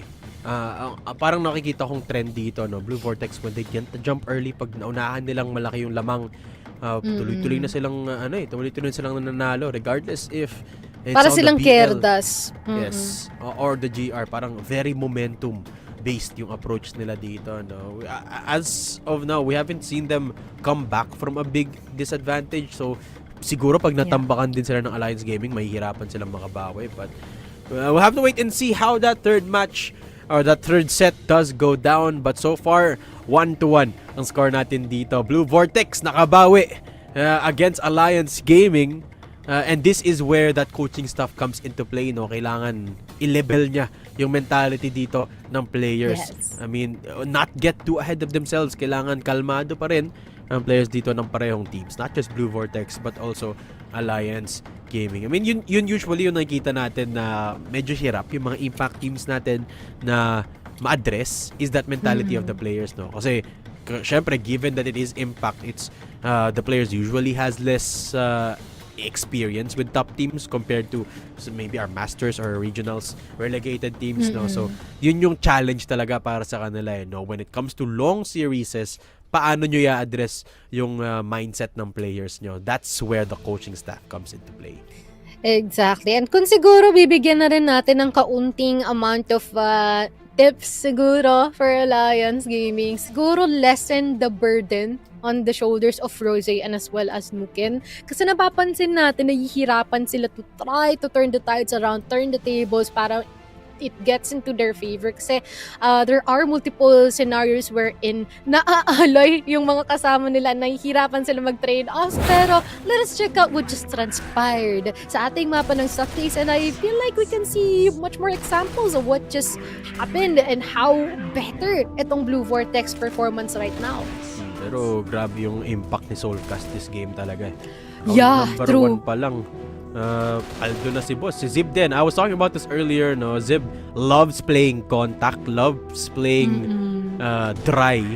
And what I mean by dry is hindi niya kailangan mag-utility, no? Maybe go for the Bear entry. duels. Maybe go for the off angle at talagang madaming nilabas si Zib sa game na to, no? Off round number 1. Froze, of course, still there, the consistent player dito ng of course BD, but this still is a very impressive win from Blue Vortex, of course.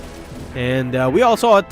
Ang daming, hindi lang sila lahat sila nagkaroon ng highlight play dito, no? And it feels like a very well-rounded team compared to what we saw in Eagle Eye. Let's take a look at the numbers to see sino nga ba ang nanaig sa larong ito. And it is Zib and Zershi with a 1.57 KD, pero ang pinakamataas pa rin Soulcast with a 1.88. Wow. Really taking the cake para dito sa Blue Vortex. That's pretty awesome, no? Kasi almost all of them are at least 1 point something, which is crazy, no? Where you can already see na Zib nag-step up and as well as si Soulcast dito sa ating mapa ng Sabe. So on the other hand here for Alliance Gaming, still nice try for Nuken and Abdel. Actually, no? Almost same na sila ng KD. Or talagang same, 1.33. And as well as Bads Maru and kay Cedric, medyo nagkakaroon ng kakulangan. But I believe is talagang magagawa nila yan ng paraan later on. Yeah. Abdel, tumaas yung numbers niya no, nung second half. He really was a really good defensive player si Abdel dito. Pero kita naman natin kung gaano nagkulang ang strategiya ng Alliance Gaming dito.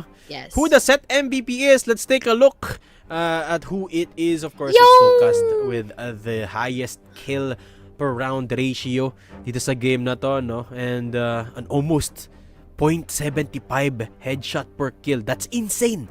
Wala dito kay Soulcast, no? Which I think this is one of the highest we've seen so far in all the games we've had in Impact. Kasama kahapon, Kahapon nakakagulat na yung 0.44 na headshot per kill. I don't remember who that player was, pero 0.73 is godly muna dito kay Soulcast. I don't think that we are seeing him using the AK, no? M14 gamit niya, diba? Ayan, no? What? Yes. Crazy dude. And I love though as well how confident Soulcast was in this game, no? Kahit may smoke, pinupush niya pa rin. Whether it be on the BL or the GR, well, most of the plays that he made was on the GR side. Kasi dun nag-ipon ng rounds itong Blue Vortex. But that's just it. That concludes our second set for the day in Subbase. Blue Vortex nilampaso dito ang Alliance Gaming. Nami-miss ko yung lower thirds dito na may sinasabi na something spicy, so ako na lang yung gagawa. No. So in map number 3, we will go into Ankara. Pero bago yan, magbe-break muna kami. This is still Daydom and Mochi for CFS Impact Fall. We'll be right back.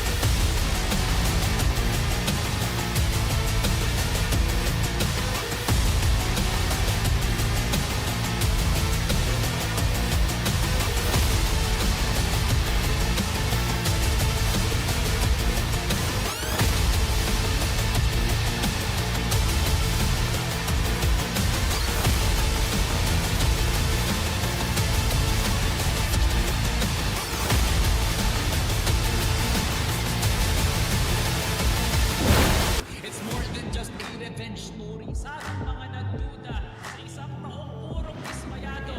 is a team through grit and grind and years of experience. You can't really deny the greatness. Good shot, gotta get X3D. He gets his third, he gets his fourth. Oh my God! Down, good shot, gotta get JC. Drill gets one and two. Beautiful timing. Pero para sa Zefrax, uubusin na lang Sa lahat. isang bala lamang, matutupad ang lahat ng pangarap.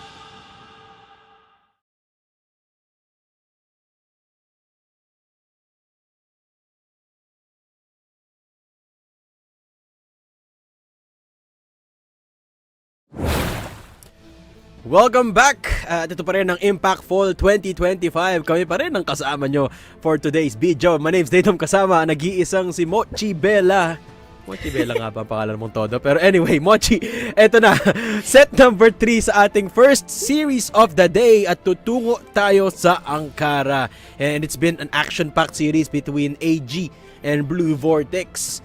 Pero parang ang hirap i-predict kung sinong mananalo dito sa pangatlong mapang to. Kasi sa Eagle Eye, dikit yung laban. Sa sub-base, nagwala yung players ng Blue Vortex. Kaya ba kaya ulit nilang magwala sa Ankara? Parang ang hirap nostrahin Yeah, we're gonna check that out later on, most especially how the first few rounds will be happening, no? Kasi when it comes to like what you said, yung facilitating momentum, parang doon talaga mas may kalamangan dito si Blue Vortex Pag nakasimula na ito na maganda, matik mayroong posibilidad na magkakanda tuloy-tuloy na, lalong-lalo na that they are inflicting this certain amount of disorientation dito onto Alliance Gaming. But for Alliance Gaming, they want to keep things slow. They want to keep things steady. And as much as possible, they capitalize more in terms of pickups, mga trade-offs natin, and even some clutch potentials, most especially when they are on the attacking. Pero let us check out what is gonna happen because we are directly gonna be getting into Ankara. Okay, let's go. Gaano kaya ka-impactful yung snipers dito sa mapang ito? At kung nakita natin nung last game, no, hindi gaanong halata yung mga snipers. It's not as prevalent as in Eagle Eye.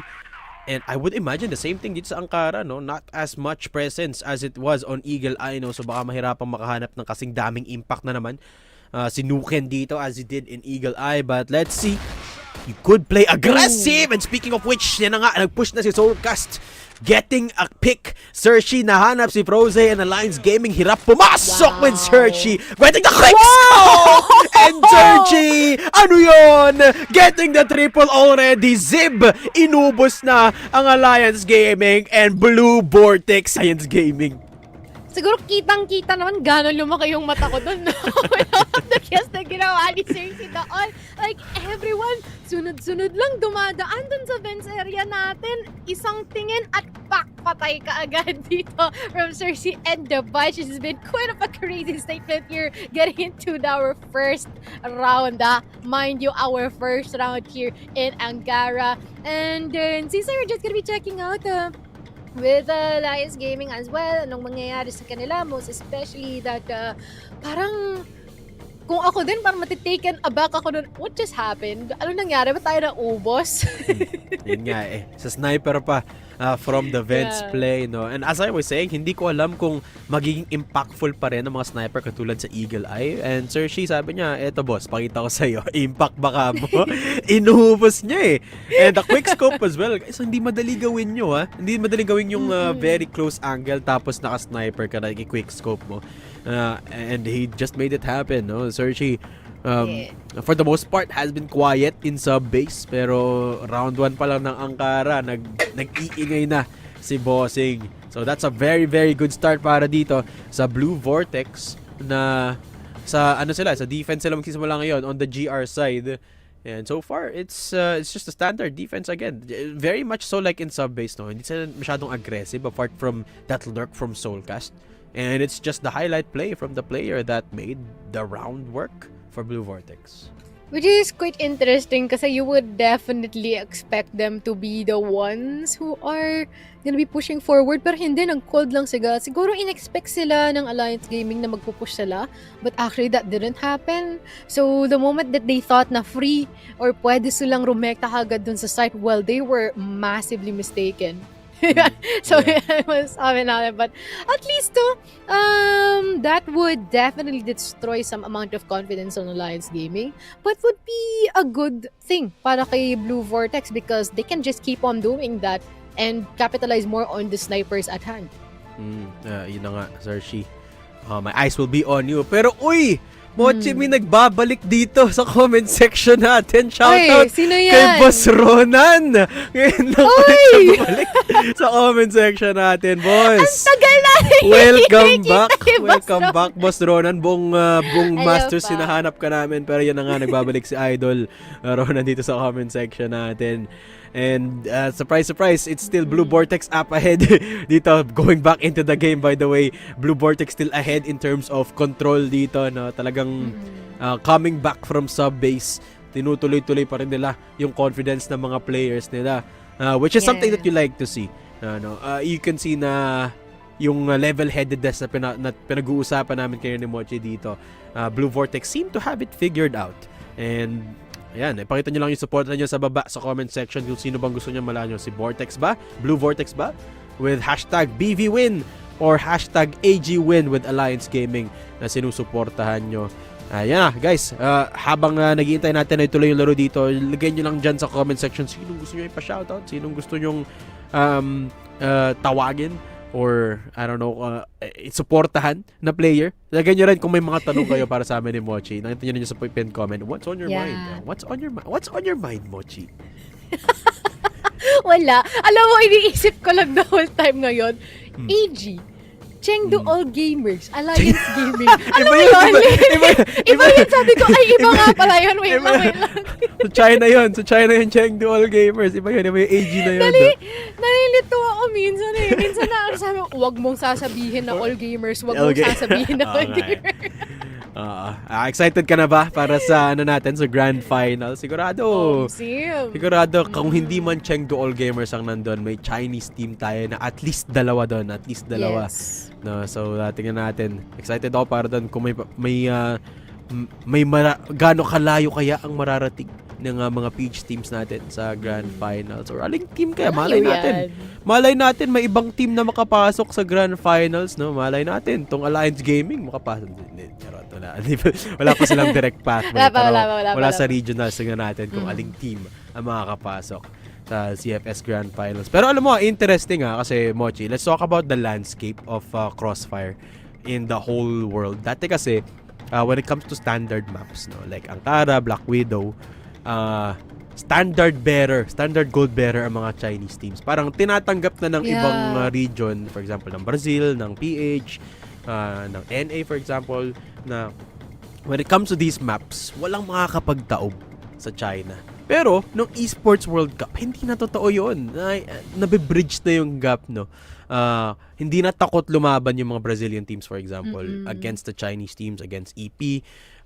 Talagang pumapalag pa rin sila. Close games pa rin. Albeit, mostly Chinese teams pa rin yung nananalo. Pero pumapalag na yung mga international teams natin, no? So, do you think this year, I have a big question for you, Mochi. This year kaya madidethrone na ang China sa Grand Finals winner? Tingin mo ibang team na kaya ang mananalo sa Grand Finals this year?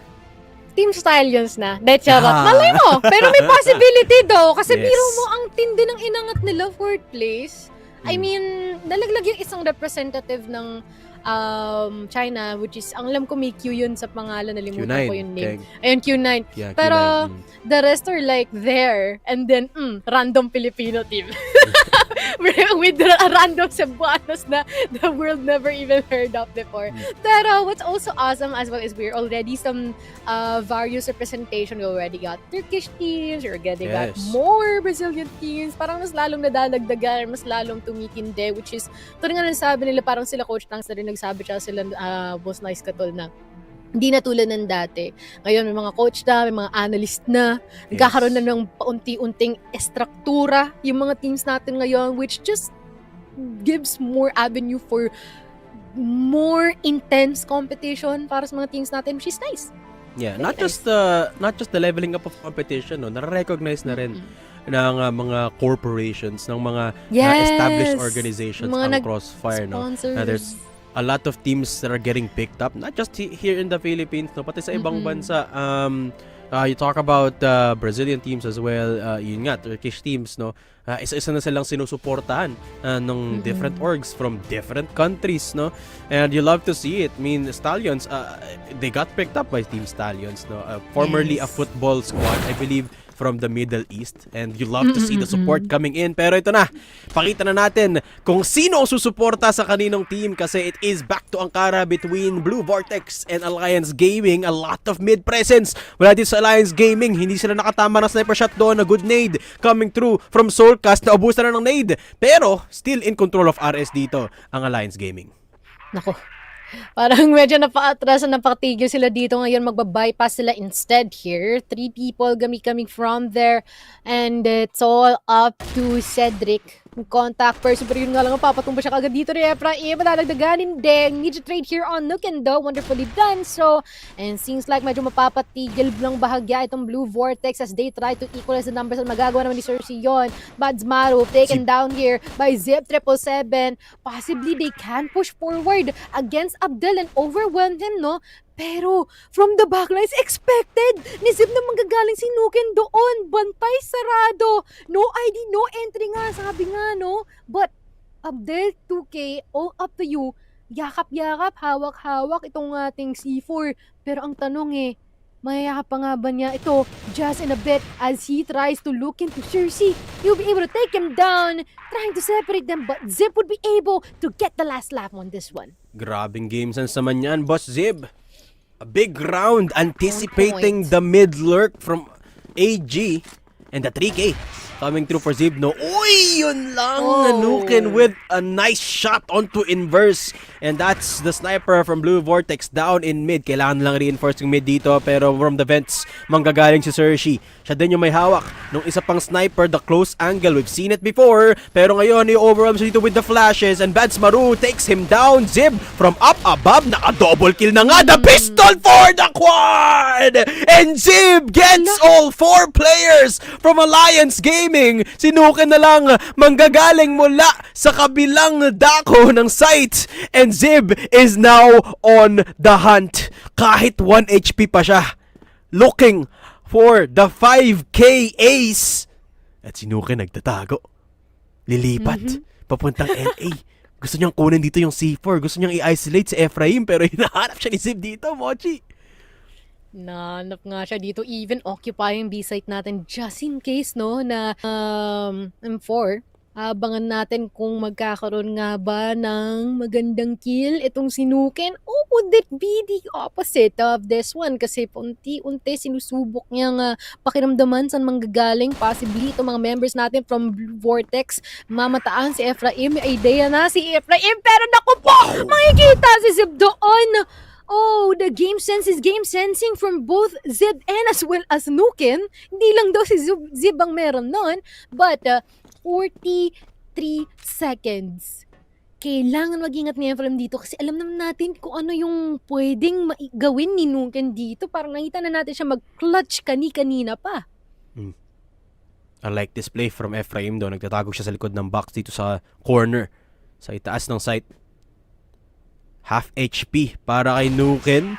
Looking and getting the kill. Efraim nahuli ni Nuken. The 1v2 and Nuken still finds the kill. Oh my god, Nuken, what was that? And because of it, Alliance Gaming nakascore na ng isa. 1-2 ang panimulaan natin dito sa Ankara.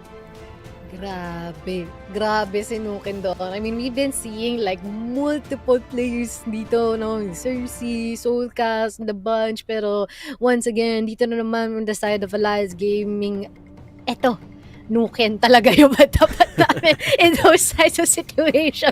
Parang Nuken can catch a break, no? Parang as much as possible na kaya niyang i-showcase yung kaya niyang gawin. Pinapakita niya talaga. Although, I just really do hope na hindi siya ma-burn out. Most especially when it comes to like the long-term run dito in our match. But so far, it seems like we're seeing really good facilitation and the spearhead galing dito kay Nuken. Yes, of course, guys. Balik na tayo dito sa game in round number 4, I believe. Yun na nga. It is still the early peak out in mid. Kaso sinukin, walang tinamaan this time for the early peak. So that's a good util dump mula sa Blue Vortex to at least keep control sa mid area for now. Good flash as well. Pero a lot of presence coming through from that LB position dito ng Alliance Gaming. Lots of people in hotel second mid 2. Pero mukhang pinaglalaroan muna nila ang Blue Vortex, no? Pinapahula saan sila manggagaling. Ang problema lang, Alliance Gaming unti-unti nang nauubusan ng utility dito. Yung Blue Vortex halos puno pa eh. Yeah, I feel like that's also one of the things, underrated things that our players should really keep on check.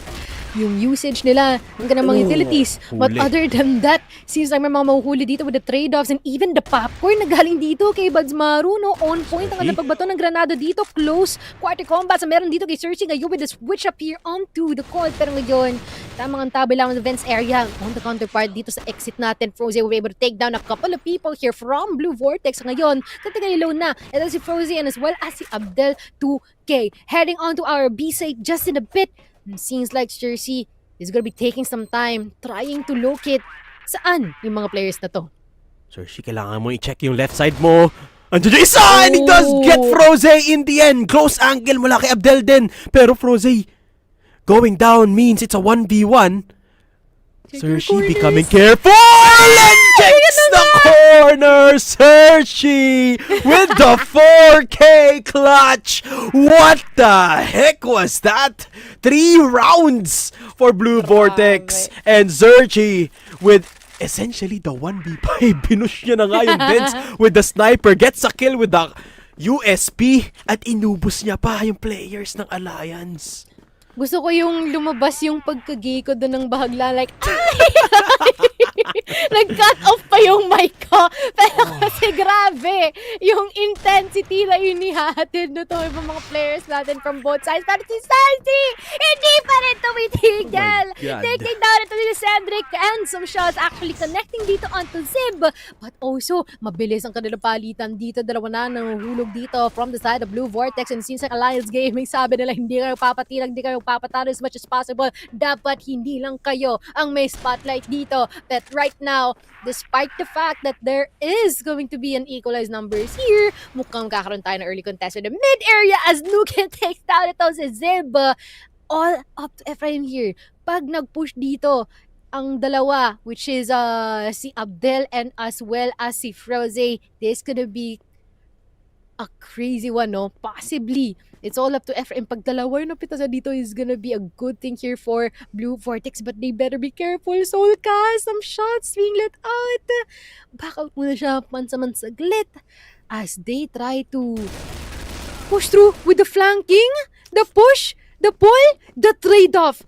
Actually present here on both sides, all up to Soulcast. Dito natin makikita kung meron bang clutch potential si Soulcast.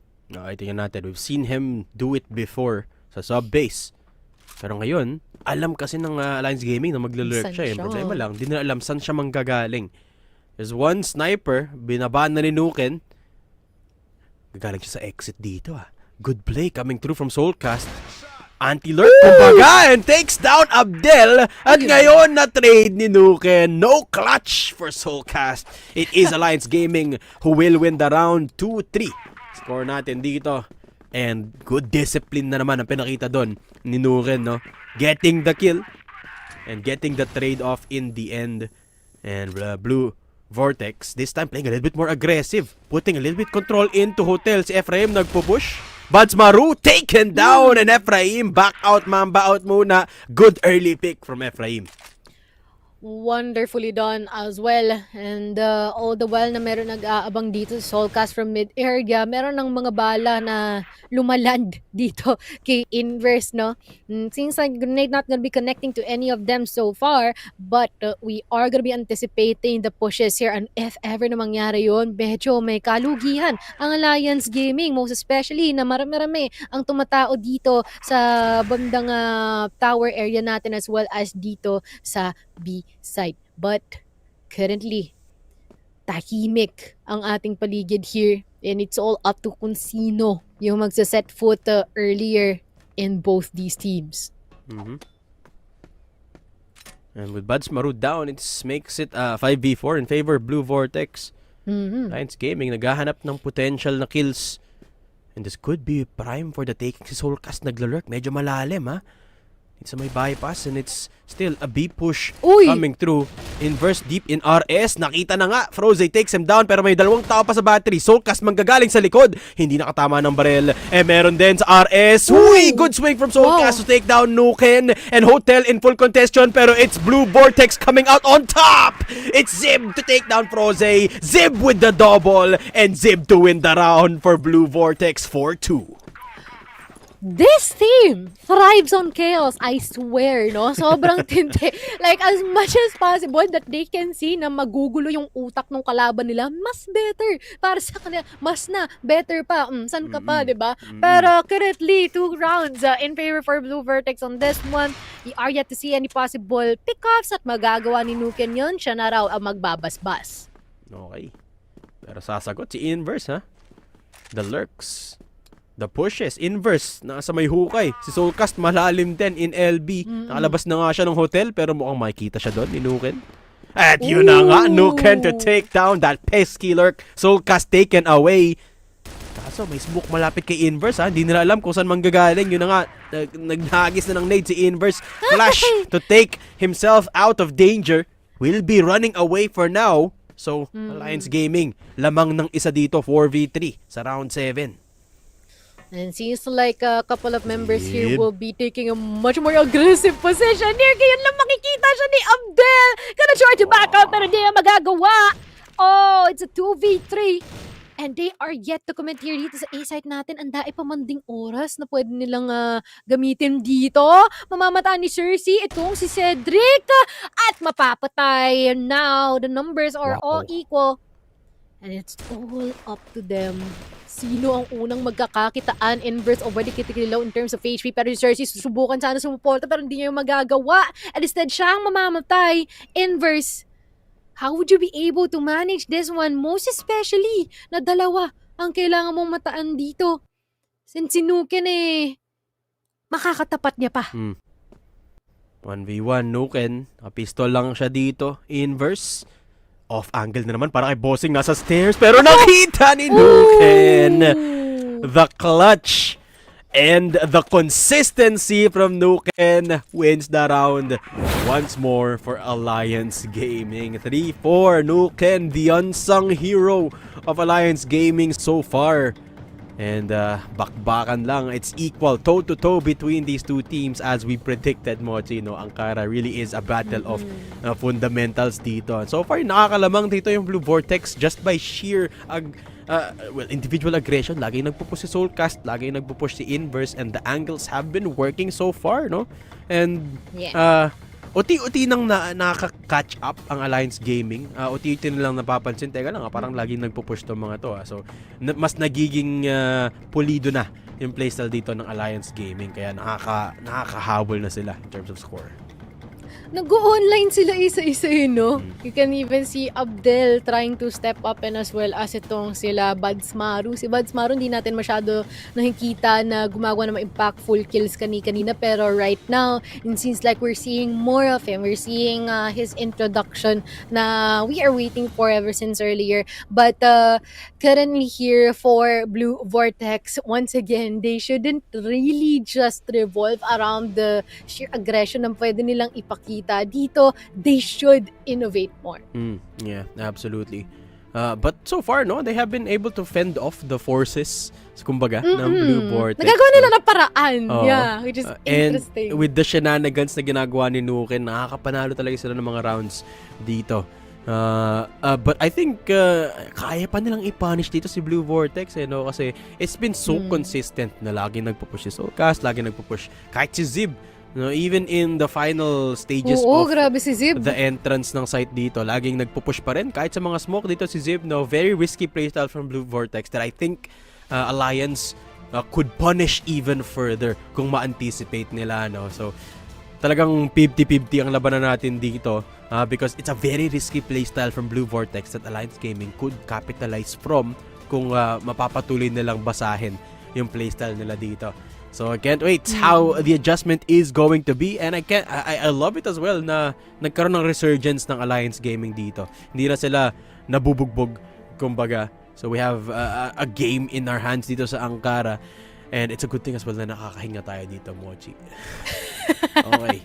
But, Parang pause ito yung from mga the tipo action.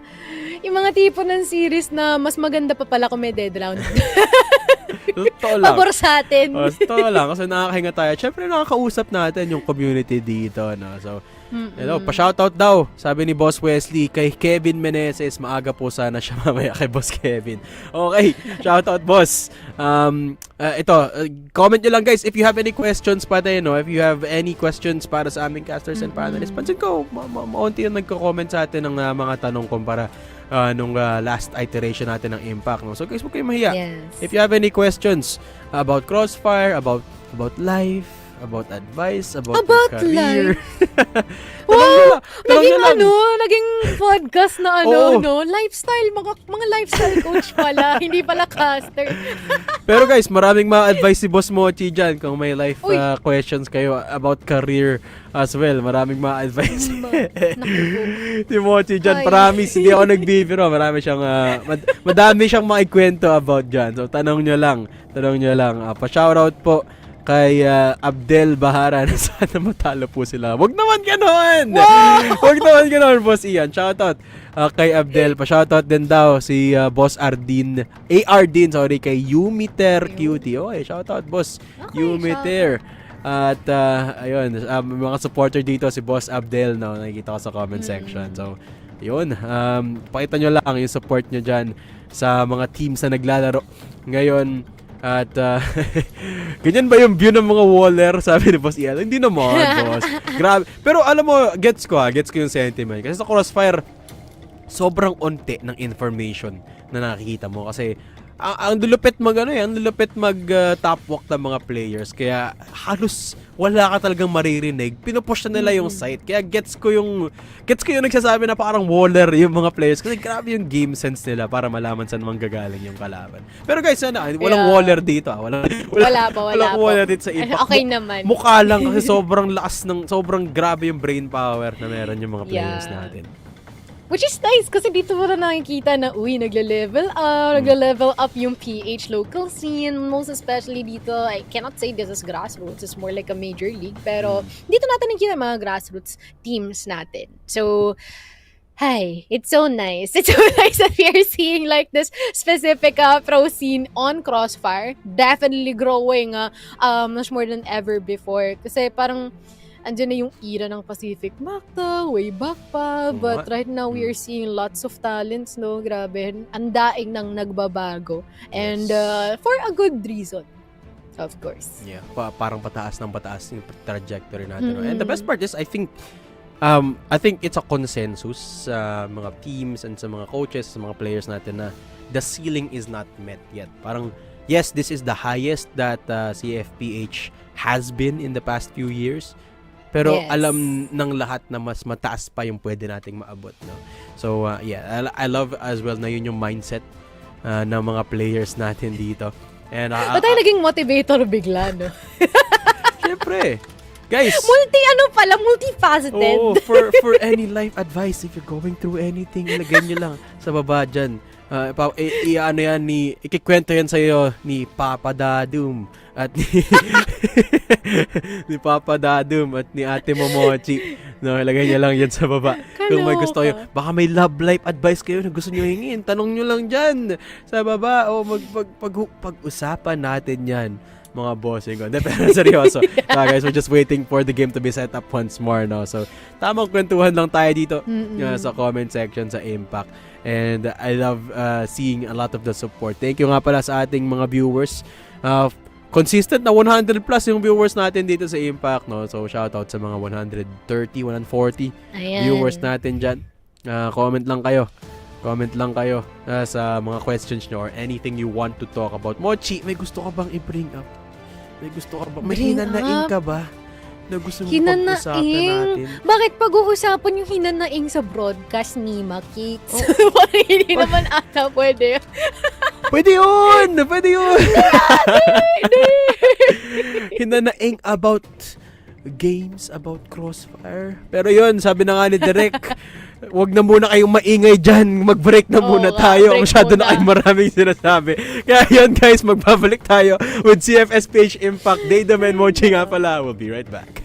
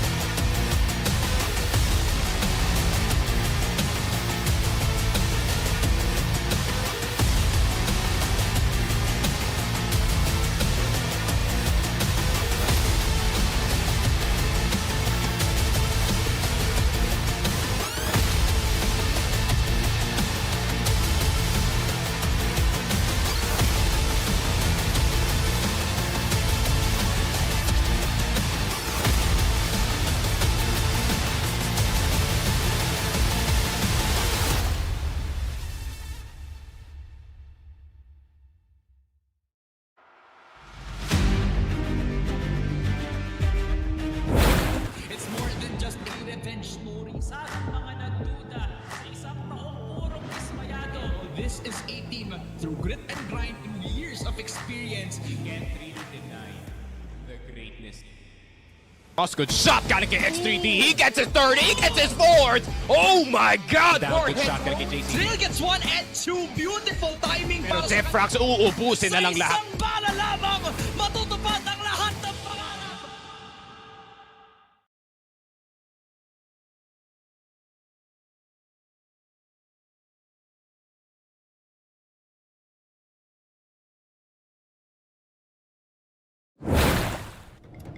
Welcome back everyone, you're still watching CFS Impact Fall 2025 at kami pa rin ang mga kasama nyo for today. It's Daydom with Mochi at ito, magbabalik tayo sa ating unang serye sa araw na to, ang Kara, a map na pangatlo na between these two teams, Alliance Gaming and Vortex, after the first two maps kung saan nanaig ang Alliance Gaming dun sa una, nanaig ang Blue Vortex dun sa pangalawa, at ngayon dikit ang laban sa Ankara map natin, no? So Mochi, this third map na meron tayo dito, it's been riddled so far with a lot of aggression from Blue Vortex, no? You think kaya pa ba i-address ng Alliance Gaming yung lamang na meron dito ang Blue Vortex?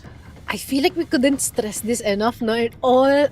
revolves around the discipline and kung sinong magkakakitaan muna.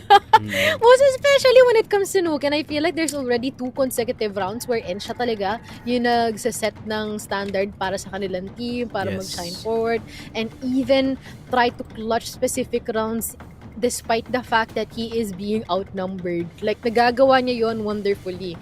But for Blue Vortex though, I feel like medyo nauubos yung kanilang mga naging strategies here because it's getting much more straightforward, and depending on how chaotic every single situation is, that's often a key indicator kung sinong mas magiging lamang sa kanila. To be fair, no, Blue Vortex, I don't think they really need to bring out a lot of strategies kasi so far gumagana naman no? Gumagana naman yung mga push nila, gumagana yung lurk dito ni Soulcast, who by the way is having a fantastic game, no? I think this is one of those games na Blue Vortex is having a massive impact again. Nakita na natin to nung sub-base, no, where I believe Soulcast nga ba yung MVP natin sa sub-base. Mukhang tinutuloy niya na yung pagiging MVP into Ankara, no? And you love to see it too, the aggression, the calculated aggression na meron dito yung Blue Vortex. Sumusunod din kasi yung iba niyang mga kasapi, si Zib, Ephraim pushes every now and then as well. So it's really nice to see the resurgence of the confidence dito ng Blue Vortex after that sub-base map. Maraming nabuong tanong kung masyado lang bang malakas sila nung sub-base, or are they actually, is that actually how they play? Mukhang dito sa Ankara, ganun talaga sila maglaro no? The aggressiveness of the individual players dito ng Blue Vortex. And more on that, I feel like because gumagana yung ganung klaseng laruan dito ng Blue Vortex, they don't necessarily need a lot of strategies. Lalo na ngayon na nasa GR side naman sila, no? Even when nakaka-pick off early si Nuken on the sniper, nakakapanalo pa rin sila, no? Which is super impressive from Blue Vortex. Totoo. But also when it comes to like Blue Vortex, I feel like kailangan nilang ibalik yung discipline. Kasi nagpo-push sila recently from the last couple of rounds na meron tayo, which is, we can see the vision in theory. It's just that it's getting a bit more difficult for them to make it more sustainable in the long run. Parang kailangan lang talaga nilang to repeat the same thing ginawa nila before, just hold specific angle kung saan manggagaling itong mga taong to and just try to guard those on there, no? Just anchor it all out. And sometimes those types of simple approaches actually are the ones that makes everything much more better para sa kanila. Yes, absolutely. I think a little bit of credit is deserved by as well, no, by Sershi.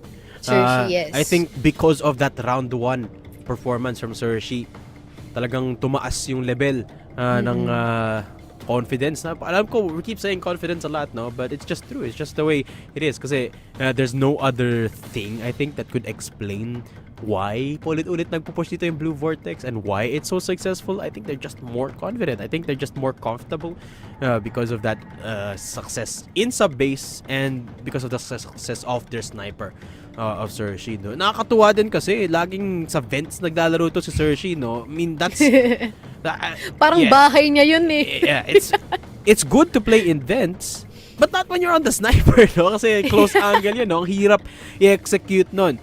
And Sershi able to do that is making it even more unpredictable for Blue Vortex. Talagang nahihirapan mag-adjust yung Alliance Gaming sa ngayon, no? Yung mahirap din kasi sa vents, hindi mo siya pwede i-smoke. Pag ni-smoke mo yung vents, hindi ka na rin pwede pumasok, no? Parang mas nakakatulong pa para sa defense, para sa GR side yun pag ni-smoke mo na lang yung vents, no? So that's one of the options na mawawala para sa'yo when you're looking for avenues to push at. So yeah, it's a very challenging BL side for Alliance Gaming dito. And you have to remember as well, this is a decider map, no? So walang pumili between the two teams na mag-angkara. Kumbaga ito lang yung natira sa map pool natin. So yeah, it's very hard to say who has the definitive advantage when it comes to Ankara. But so far it has been through sheer willpower yung Blue Vortex ang nananaig for the moment. Guys, by the way, quick reminder lang na basahin niyo yung pinned comment dyan. Pwede kayong magtanong sa amin ni Mochi ng mga gusto nyong pag-usapan dito. And of course, lagay niyo lang yung mga shoutout. Basa tayo ng comments dito. Pa-shoutout daw kay si Bosch Ralph, sabi niya, pa-shoutout kay HKN Cyron. Okay, shoutout Sabi dito ni Boss Ryan, Zib, pakitaan mo kami ng the moves. Uy, mga supporters dito ni Zib 777, no. So shoutout. Parang madaming supporters dito ang players natin from Blue Vortex, no. So guys, yung mga supporters diyan Alliance Gaming, pa-shoutout din kayo sa mga players natin. Meron din kanina na mga supporters ni Boss Abdel. No, so yun. Lagay nyo lang sa baba which team you're supporting. I think meron nga yan, may hashtag tayo, hashtag AGWin or hashtag BVWin. Nalagay nyo lang dyan sa comments sa below. Ayan na nga, no? So, habang nakatambay kayo dyan sa podcast namin ni Dado while we're fixing technical issues natin here, I think, just to be transparent, it's on the side of Alliance Gaming. I really do hope na okay kayo dyan, no? Kung pauwi man kayo from work, from school, kung kayo ay nasa com shop ngayon or mga PisoNet ngayon, whatsoever. Hopefully, you guys are having a great time right now, lalong-lalo na tag-ulan pa naman ngayon. Nakaw! Dahil binabahang mga lugar, ba't kaya? Pero, I hope that you guys are safe sa inyong mga bahay, and I hope that you guys are safe pag-uwi. At maraming salamat sa pagsuporta consistently dito sa mga laban natin here in Impact Fun. Yes, I hope everyone's staying safe and dry, no. Mukhang paulan na nga. Di ko napansin 5:21 PM na pala, no. So sakto awasan ng mga players mga estudyante at mga tao nagtatrabaho dyan. Ingat kayo pa uwi. Pero guys, while we're waiting for the game to start, mukhang medyo magbe-break muna tayo. So, we will be right back after this short break. Pero pagbalik natin, bakbakan na agad, ha. So, huwag kayong mawawala. We'll be right back after this.